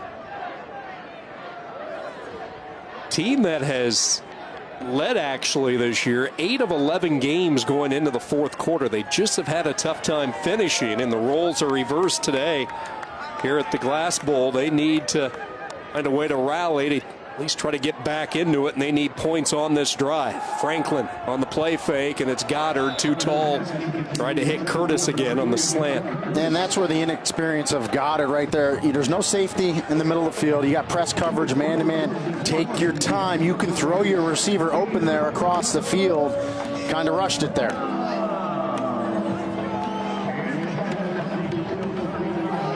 Young man that drew some recruiting interest from Wisconsin. Southern Illinois wanted him, a number of Group of 5 schools, but he decided on Kalamazoo. 3rd down and 10. Pass is incomplete. They were looking for Arnett. Kadar Holman, the veteran corner, able to knock it away. And really impressed with the play of the Toledo secondary today, especially the corners. Holman, Mathis have really just had blanket coverage on the Western Michigan wide receivers today. 4-down territory. Absolutely, yeah. I think this is a no-brainer, even though it's 4th and long, 4th and 10. I think you got to go for it here. There is an injured Rockets secondary player down back at the 25-yard line. Plus, you're in that tweener land at 39-yard line. You definitely go for it here. The PK80 Invitational rolls on with 2 more games coming up later today. First at 3:30, it's North Carolina and Arkansas. And then at 5:30 Eastern, #1 Duke, fresh off that scare yesterday. They battle Texas. All games are on ESPN and the ESPN app.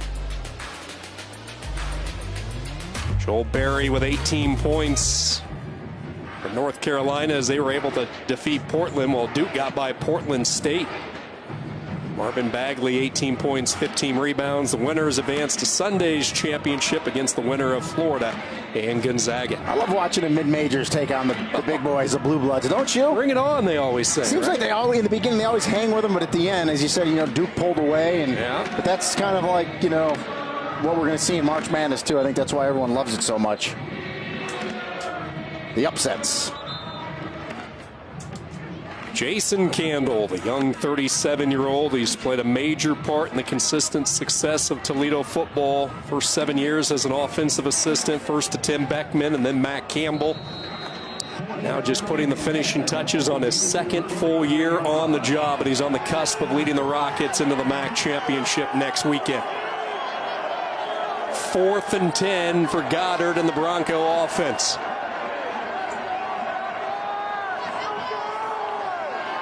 Toledo runs a stunt, picked up nicely. Goddard slings and it's caught. Curtis, who has been his favorite target, in a 4th down conversion. Well, he caught that ball. I think he was just short of the sticks, but he does a nice job, does Curtis, to turn up and pick up those extra couple of yards to get the 1st down. Good patience by Goddard. Good zip on the ball. And they convert. Yeah, they weren't even sure Curtis was going to play today because he's been banged up, but his 5th catch of the day, and Western Michigan keeps the drive alive from the 26. They floated out to the flats, wide open space for Arnett. He'll turn on the speed, dive into the end zone, touchdown.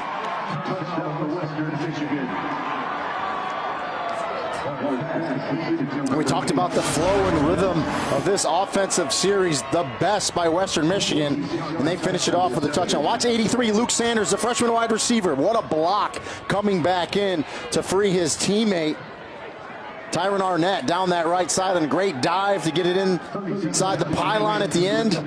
Great finish to that drive by Western Michigan.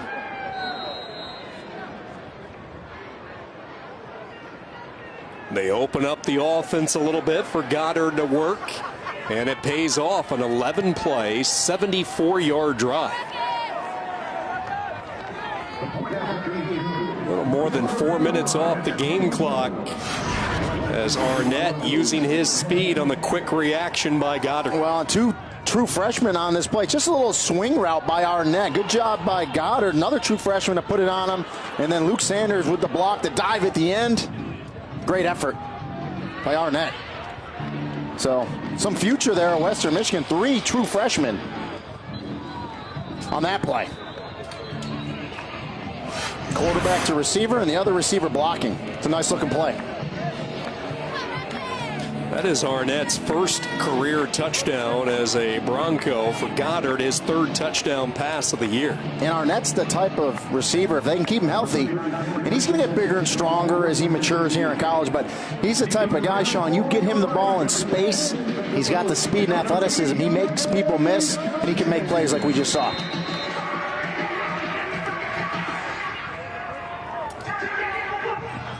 A little bit of life for Western Michigan. Still lots of time in this football game. They get it back to within 2 scores. Mitchell the kick. Deontay Johnson 3 yards deep. Decides to bring it out. Johnson out past the 25 up to the 27-yard line.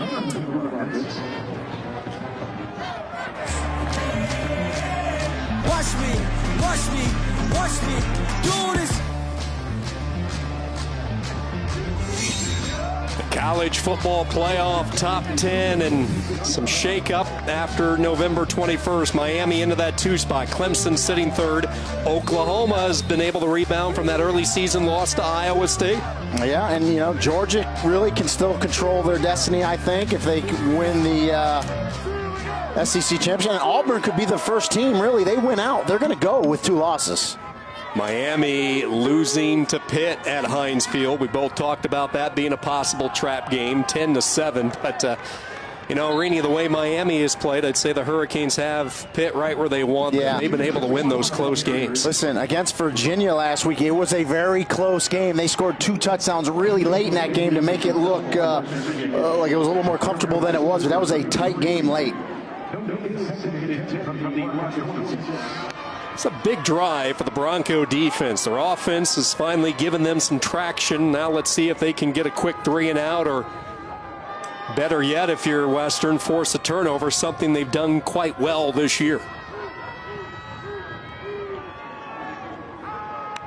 Rockets go empty on 2nd down. Quick hitter over the middle is caught. It's a 6-yard gain up to the 32. And you talked about the takeaways of Western Michigan this season. 26 now on the year, 1 today. Tim Douts, the defensive coordinator, told us his goal is 3 plus 3 a game. Got the 1 today already, but you're right, Sean. They could use another one right here. Alongside Rini Angolia, Sean Kinney, welcoming you to the Glass Bowl. A lot at stake today for Logan Woodside and 22 other seniors as they try to punch their ticket to next weekend's MAC championship. It'd be the first MAC championship appearance since 2004 for Toledo. Western Michigan trying to pick up their 7th win to improve their resume for a possible bowl position. 3rd down conversion, room to run. Terry Swanson down the sideline, pushed out of bounds by Claiborne. A huge 3rd down gainer for Toledo. Yeah, and Woodside does a nice job finding Swanson, the running back. Linebacker doesn't go with him. He gets it to his back, coming out of the backfield, and he turns it up, catches a good block by Deontay Johnson, number 3, and he's down the sideline for a big gain. It's a 40-yard gain to Swanson. Swanson zigzagging to the 25. They don't use the running backs a lot in that passing game, but that time, good decision by Woodside, and then the unselfish block by Deontay Johnson. Yep, coming into this game, Swanson only had 12 receptions, I believe, on the year, and so you're right, don't really use him a lot, but boy, looked effective right there. Putting up a good all-around day, Swanson, well over 120 yards. Total offense for the talented senior. Out of the Pennsylvania area, he's relieved by Seymour. They work that quick pitch to Shaquille Seymour, and a good one-on-one tackle by Caleb Bailey. It's not easy to do with open space. Yeah, and that's one of the the hardest things to do for a defender is make that tackle in open field, and he did a nice job right there.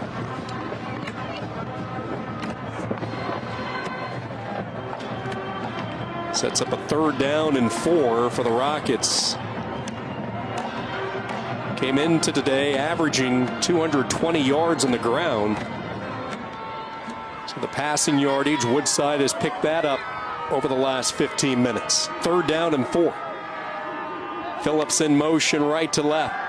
Woodside looking that direction, comes back over the middle, and the catch is made right before the collision. Fisher with tremendous concentration. Yeah, and Jordan Fisher, the tight end, he knew he was going to get hit by Asante Brown there in the middle of the field. Makes the tough catch, absorbs the hit, and moves the chains. That's what we used to call a gutsy catch. Yeah. When you hear the footsteps, see the shadow getting close. No alligator arms in the middle there by Fisher. That's a nice job. 5 straight completions for Logan Woodside. He's pushed the Rockets inside the red zone. Play fake, looking for touchdown number 2, and he has it. Deontay Johnson, touchdown Rockets. Boy, and I think that ball was actually tipped at the line of scrimmage because it wasn't the tightest of spirals from Woodside, but it still gets on target. Deontay Johnson will take a look at it here.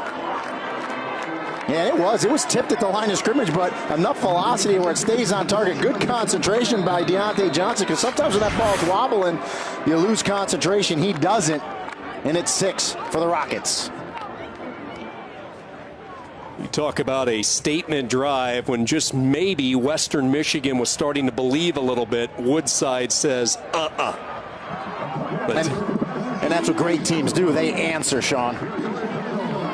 7 plays, 74 yards. Woodside heating up in this 3rd quarter. His 2nd touchdown pass of the period, and it's to his favorite target, Deontay Johnson, now pacing the MAC with his 11th touchdown grab. And Woodside he's very intelligent. He understands the defense. He sees where he's got coverage. He looks for the matchup he wants, and he goes there, and he's excellent at it. Logan Woodside and his path to Toledo. It took him through 2 high schools in Kentucky. He grew up in Frankfort, which is squarely between Lexington and Louisville. He was a starting quarterback at Franklin County. He went 24-2 in his 2 years as a starter. Jason Candle was Matt Campbell's assistant at the time, and they first spotted him at an Ohio State football camp, and Candle went back to Campbell and said, here's a guy we need to lock our radar on. And 5 years later, you push the fast forward button, and his career at Toledo, amazing. And Jason Candle gives a lot of credit to Brian Wright, the offensive coordinator and quarterbacks coach. He said Brian has developed Logan. He's worked with him. And we asked Brian Wright about it. He said he's worked on his footwork, having a good base, that power position, and the timing on his throws. And he's had a great last couple years, not just a senior year here. Mentioned the offensive coordinator, Brian Wright. Congratulations. He was named as a nominee for the Broyles Award. The ball will be placed on the 35-yard line. 1st down, Western. So one of the top assistant coaches recognized. This is rivalry weekend, and we'll have 2 teams looking to avoid upsets, stay in college football's playoff top 4. Saturday, number 4 Oklahoma at home in Norman, taking on West Virginia. Then at 7:30, 4:30 Pacific, 3rd-ranked Clemson squares off against number 24 South Carolina. Both games on ESPN, also on the ESPN app. Yeah, and if you're Clemson, don't sleep on South Carolina either, right? Don't think I'm in the ACC championship. I got Miami. You better show up to play against the Gamecocks. On 1st down, a timing pattern is incomplete, looking for Arnett.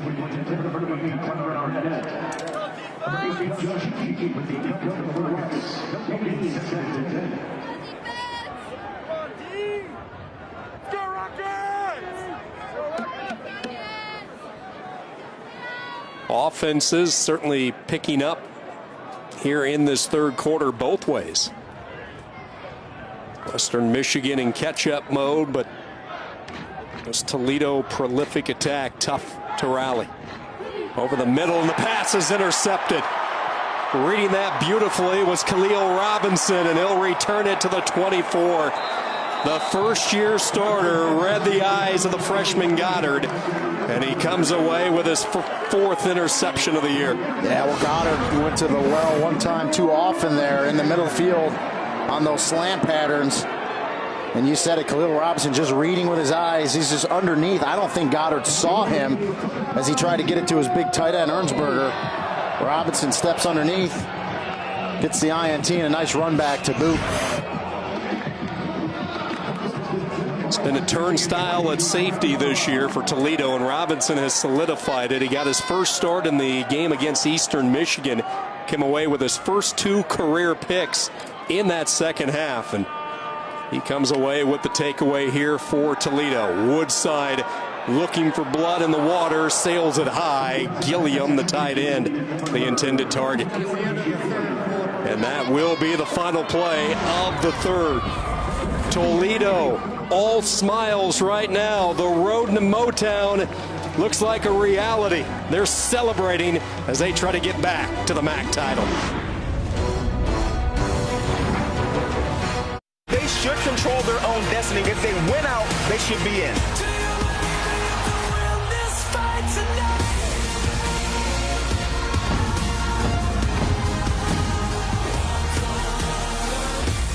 All season long, Jason Candle and this Toledo offense has talked about, let's just tackle what's in front of us right now in the present time, and they have been able to do that. Logan Woodside 15 minutes away from guiding the Rockets back into the MAC championship game for the first time since 2004. Rini Angolia, Sean Kinney welcoming you back to Toledo, the Glass Bowl. Hope your Thanksgiving weekend is going well. Lots of good food as Woodside dropped the snap. Still doesn't slow this kid down. He'll book it to the 15. Go into a protective slide right there, a gain of 10. Well, that was a senior quarterback. He knows to get down. You know, it's funny when you drop that snap, a lot of time the timing's off, but it actually hurts the defense. He picks it up, gets that head downfield, but then sees that green grass in front of him and picks up the first down.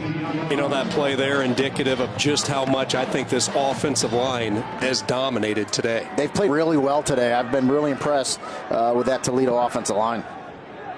Anchored at left tackle by Elijah Nkansa. And Outland Lombardi watchless as they give it to Tompkins, his first touch, the sophomore from Pittsburgh. And talking about big Nkansa, 76, the left tackle, watching him on film, he gets off the ball. I love his footwork. He's 6'6", 316 pounds. He's got good speed off the ball, and he's a big guy. He gets those big mitts on you. He can dominate you. Art Tompkins getting his first touches, coming off his first career 100-yard game last week. Heck, everybody went over 100 yards as they unleashed on Bowling Green. Just a huge, huge offensive night. Really a night they didn't need much of Logan Woodside because of the ground game. Penalties all over the place as Tompkins scrapes ahead for 3.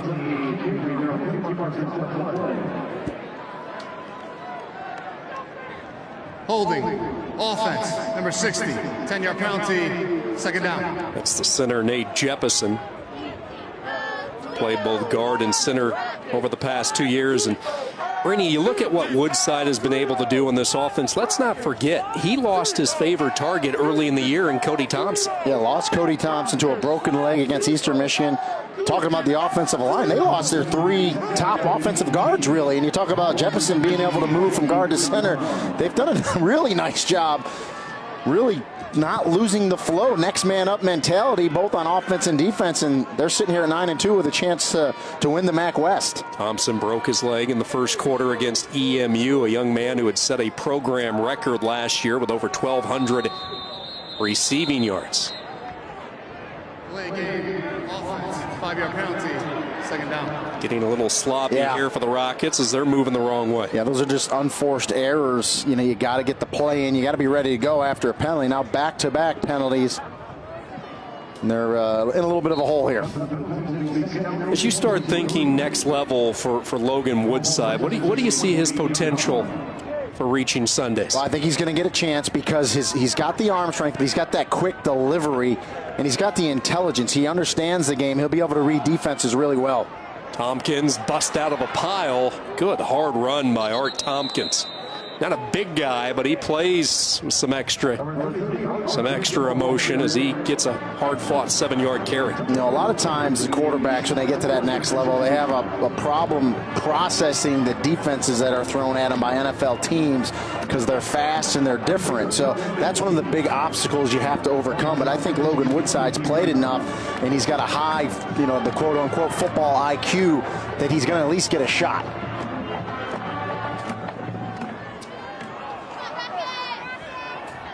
Third and 18 for Woodside. Bryce Mitchell goes in motion. Woodside looking to the right. Again, just has all sorts of time, and a drop by John Vay Johnson. He's had a couple of those today. Well, we're going to see some more push-ups from John Vay Johnson because there's another one in the breadbasket where he has to catch. And again, the offensive line for Toledo, great job, gives Woodside all the time. I love how his head scans the field. He waits for Johnson to clear. He puts it on him. Just got to make the catch. Yeah, Johnson, a guy who put up big numbers last year, had over 700 receiving yards. His numbers down statistically, but you know, both the offensive coordinator and the head coach told us he's played well. Today, a couple of drops, and Toledo settles for 3. The reliable Jamison Vest adds to the ante. The Rockets all over their rivals from Western Michigan.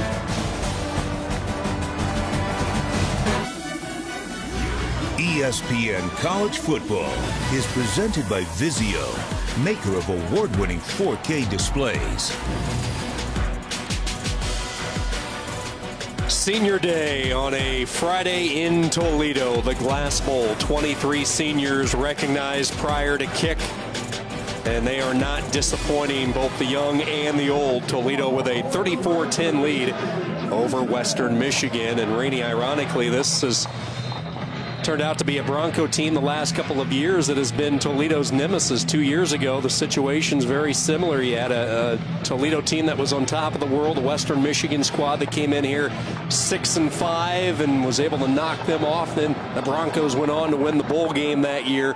2017, though, as we flip the calendar, completely different, and this is a year that the Rockets thought coming in, this was their year to own the MAC, and they had that hiccup with Ohio, but so far it's been all Toledo. It really has been, and really led by Logan Woodside. And talked about that quick release. I love how he gets it out of his hand and he can really spin it. He's seen an opening in the middle of the field today, and he's taking advantage of it, finding his receivers. And even this one that's tipped at the line of scrimmage still has enough mustard on it to get to his receiver, Deontay Johnson, for the touchdown. Just a great game and a great career for Logan Woodside. Jarvian Franklin is the running back, as Goddard and the Broncos go to the air deep. A lot of contact, and here comes a flag as Arnett got tied up that time on the fly pattern. Tichy was the one who had the contact. Yeah, and all Tichy had to do was turn around and find the ball, but he lost it. And a lot of contact there. An easy call for the officials.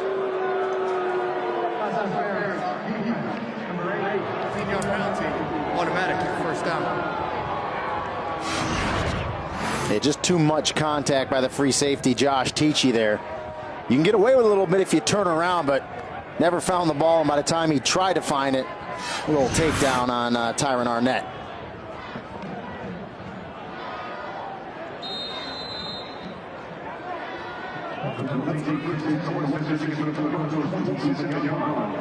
Penalty takes it out to the 27.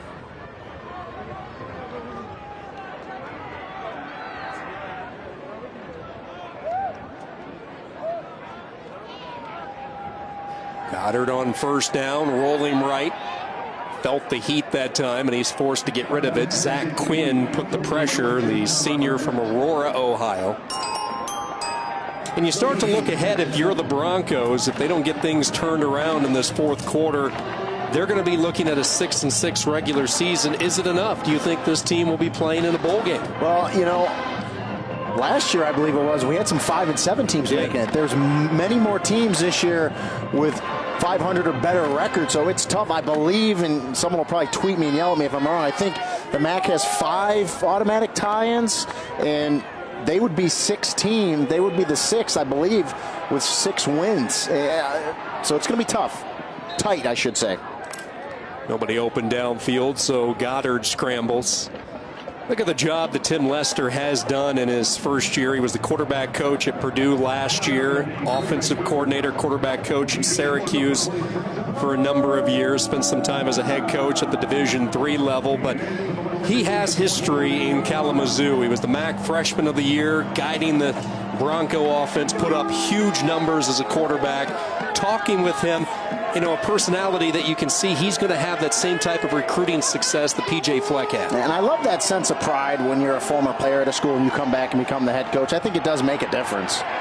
Goddard scrambling, just nothing open downfield. Good job by the Rockets secondary. And Western Michigan forced a punt. And you see Goddard kind of talking to his running backs and receivers there, knows, you know, they have to make some plays. Just, as you said, excellent coverage in the secondary, nowhere for Goddard to go with the ball, and he ends up stepping out of bounds.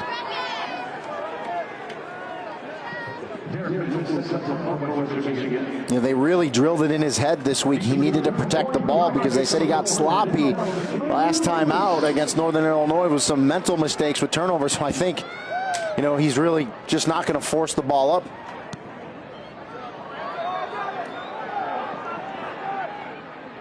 For the second time today, McKinley Lewis has trouble handling the punt, but he's able to get back on top of it to preserve the football for Toledo. So something I guarantee you that Jason Candle and company will be addressing as they march one step closer to Detroit.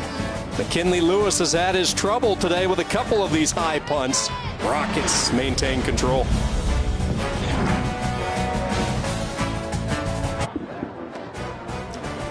You're watching ESPN College Football presented by Vizio. 10:42 to go, fourth quarter. Toledo in control over the reigning MAC champions from Western Michigan.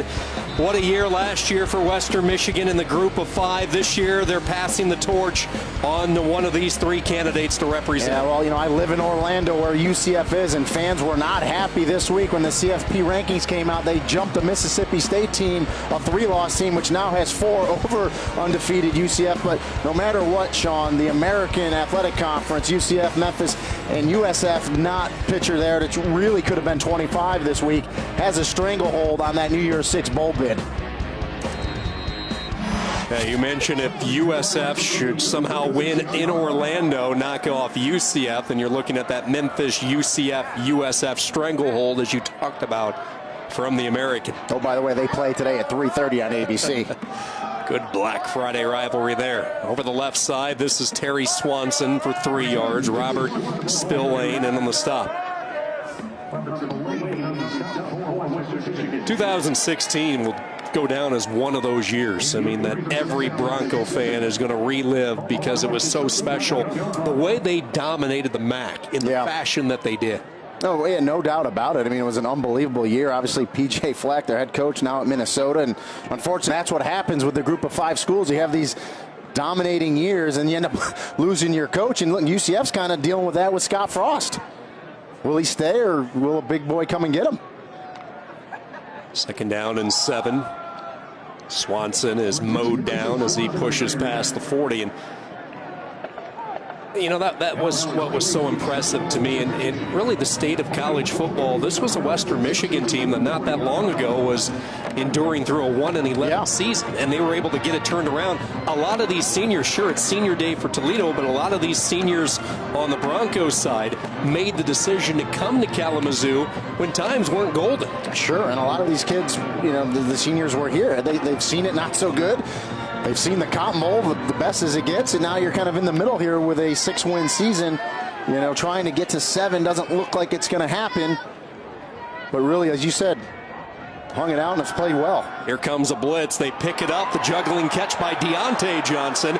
This guy can move, and Johnson in open space clears it to the 34, 26 yards on the crossing pattern. And that's where Logan Woodside has done most of his damage today. The middle of the field on these deep crossing routes to his receivers, Deontay Johnson and John Vay Johnson, just picking up tons of yardage in the middle of the field.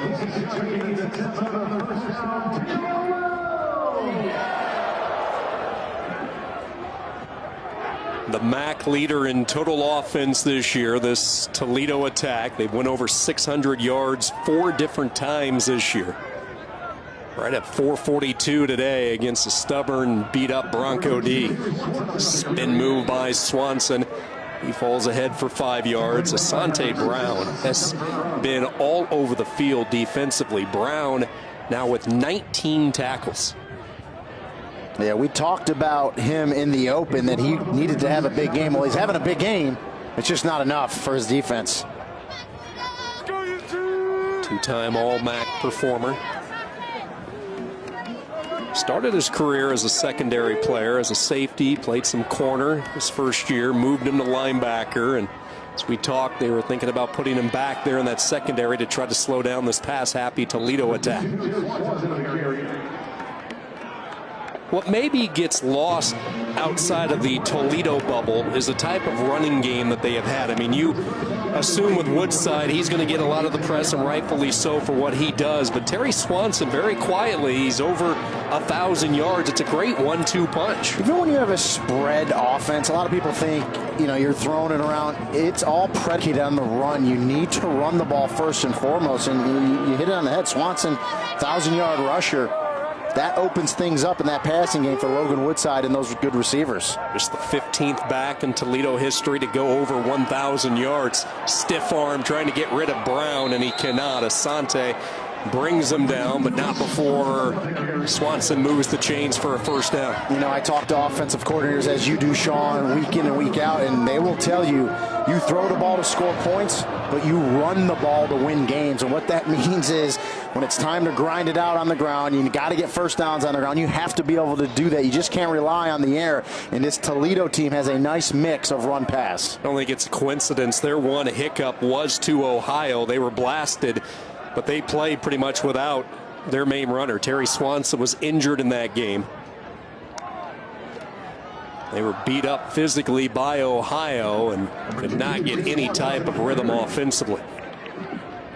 Loss of 2, setting up a 2nd and 12. Start to fast forward to next weekend in Detroit and the matchup with Akron. Obviously, Toledo is going to come in very confident. They handled the Zips easily back on October 21st, winning 48-21. I mean, no doubt Toledo's the favorite in that game, but give Terry Bowden and his staff credit what they're kind of building and what they're doing in Akron. They're going to be ready to play. It's a one-game season, right, in the MAC championship? They go unbalanced on the left side, trying to follow their big left tackle in Kansa, but Asua was able to slither his way through and make the stop, setting up 3rd down. You know, and usually I give the advantage to the team that lost in that previous matchup, but in this one I still think you know, Toledo has the advantage just because they are so balanced on offense, and we saw that defense fly around so well today.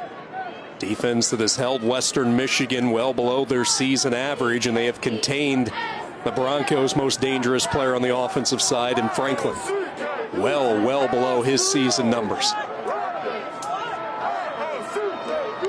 From the pistol look, quick throw out to Deontay Johnson, trying to get a couple of those big linemen out in front. Again, it's Nkansa with that footwork, and that time it doesn't spur on a big game. But watching the film of Elijah Nkansa, his footwork at left tackle, I thought, is what separated him from the rest of the line. He's quick off the ball, and as you saw right there, didn't go for a big play, but he was out there in space blocking. And when I say in space, he's 6'6", 316. He takes up a lot of space himself, but he's a big athlete with that size. Toledo's going to let all of this clock wind down before using a timeout here, and they'll be able to take it down to about 4:25 to go.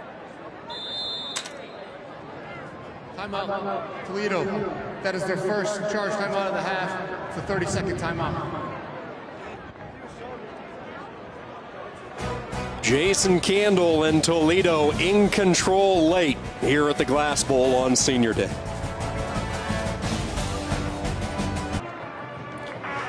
Tonight on SportsCenter at 11 o'clock Eastern, right after Virginia Tech, Virginia, the day before the Iron Bowl. Marty Smith goes one-on-one with Alabama head coach Nick Saban. Also a look back at what may be the greatest Ohio State-Michigan game of them all. And the Cavs, what's up with LeBron and Cleveland as they go for 7 in a row. SportsCenter, 11 o'clock tonight. As always, streaming live on the app.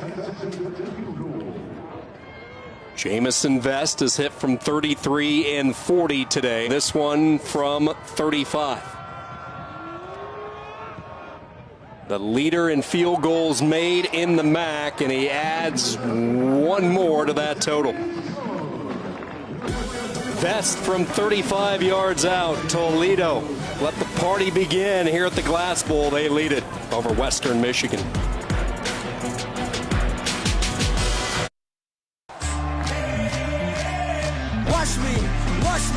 Watch me do this.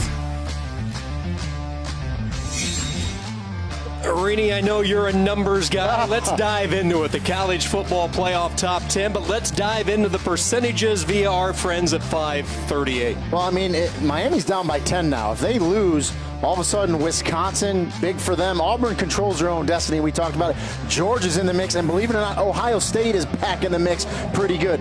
Notre Dame and Penn State, 1%. So you're saying there's a chance? Not likely, but boy, if Pittsburgh can hold on and knock off Miami, brings about 3 or 4 teams back in the mix. Pitt with the lead and the football at Heinz Field. Do you like Bama and Clemson as having the highest percentage? Yeah, I do. I think Bama beats Auburn, but here's the thing with Bama. Even if they get knocked off by Auburn, Sean, I think they still have a chance to make the playoff, which drives people nuts. Yeah, but I that's don't disagree. Yeah. I agree with you on that. 4:18 to go here in Toledo, and the Rockets on top, 37-10 over Western Michigan.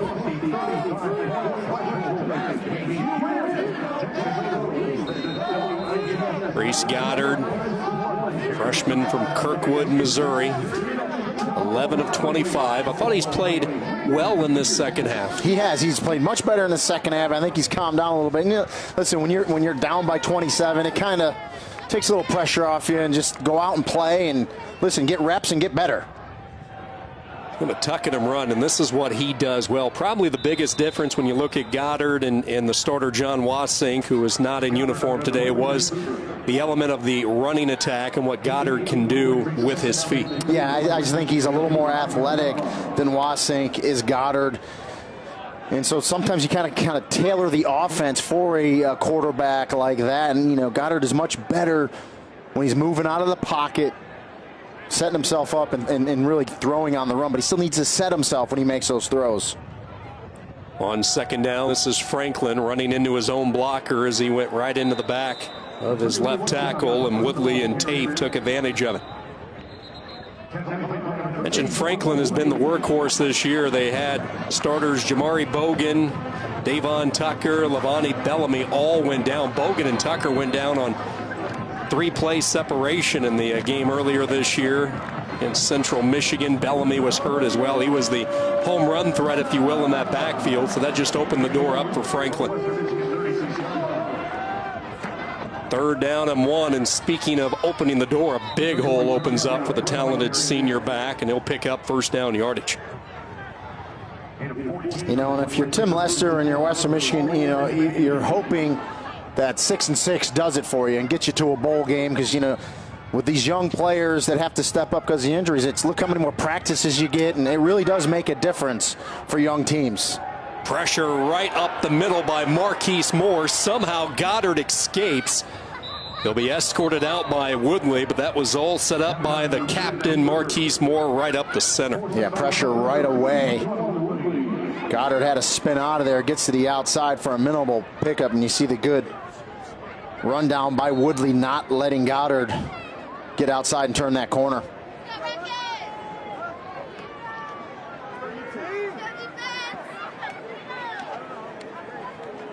Hey, just I see you have Jason Candle with the Western Michigan. 2nd down and 11 at the 49. Toledo rushes 3. Goddard hit as he throws, and what a catch. Springing forward with the grab, Anton Curtis. Beautifully done. Boy, Curtis climbs the ladder to make that catch. And you know what? Goddard knew he was going to get hit on that play, stays in the pocket, delivers the ball. But watch Curtis go up to make the grab. Great athletic play.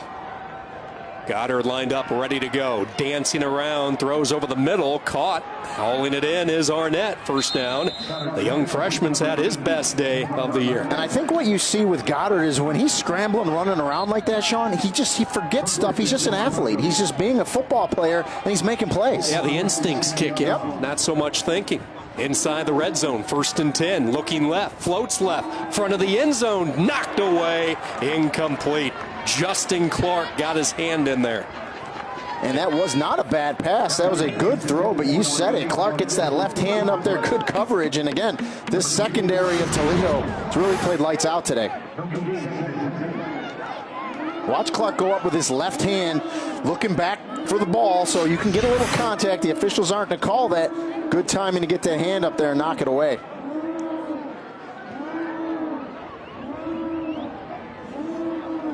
On 2nd down, looked like they wanted that same play. Here comes pursuit by Tafe, and Goddard is tripped up. Tafe got just enough of that shoelace when it looked like Goddard had got into the clear. Yeah, I mean, Tafe dives for him, and it looks like Goddard's going to be okay, but he takes 3 or 4 steps, and it was like a delayed reaction from Tafe. Take a look at this here. He makes it through. He's going to take 3 or 4 steps, and then he goes down.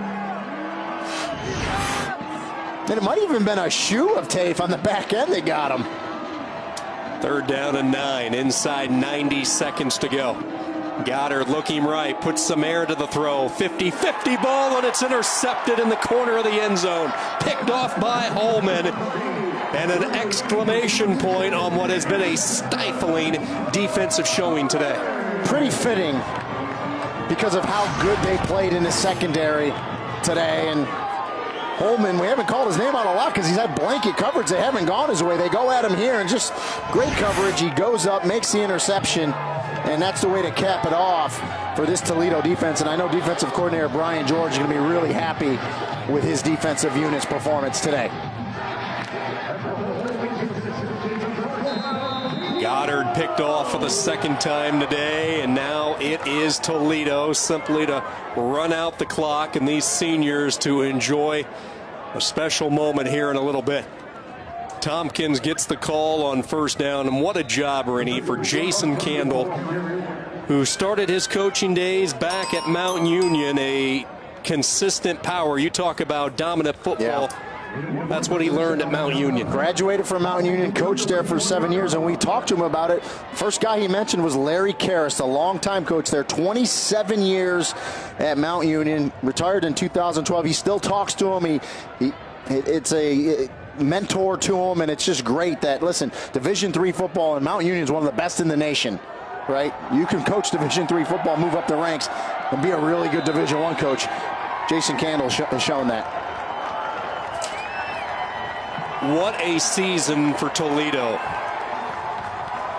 The Rockets entering the year the favorite in the MAC, and just a few moments ago, oh, this had to feel good. Jason Candle, and let the celebration begin in the Glass City tonight. Didn't even react to the blue Gatorade. It's a little chilly out there. But boy, a 10-win regular season already for Toledo. A shot at Akron in the MAC championship. And then a good bowl game. So many near misses since their last appearance in the MAC title game in 2004. This what certainly makes it feel more satisfying for these seniors and for the young coach Candle, who has Toledo now 1 win away from that MAC title. And they knew they needed to come out, win this game today, solidify their MAC West division, get to the championship, and they did what they needed to do today. That's the story today from Toledo. The Rockets capture the MAC West Championship. They have a date with Akron next weekend in Detroit. For our crew, Rennie Angolia, Sean Kinney saying so long from Toledo. This has been a presentation of ESPN, the worldwide leader in sports.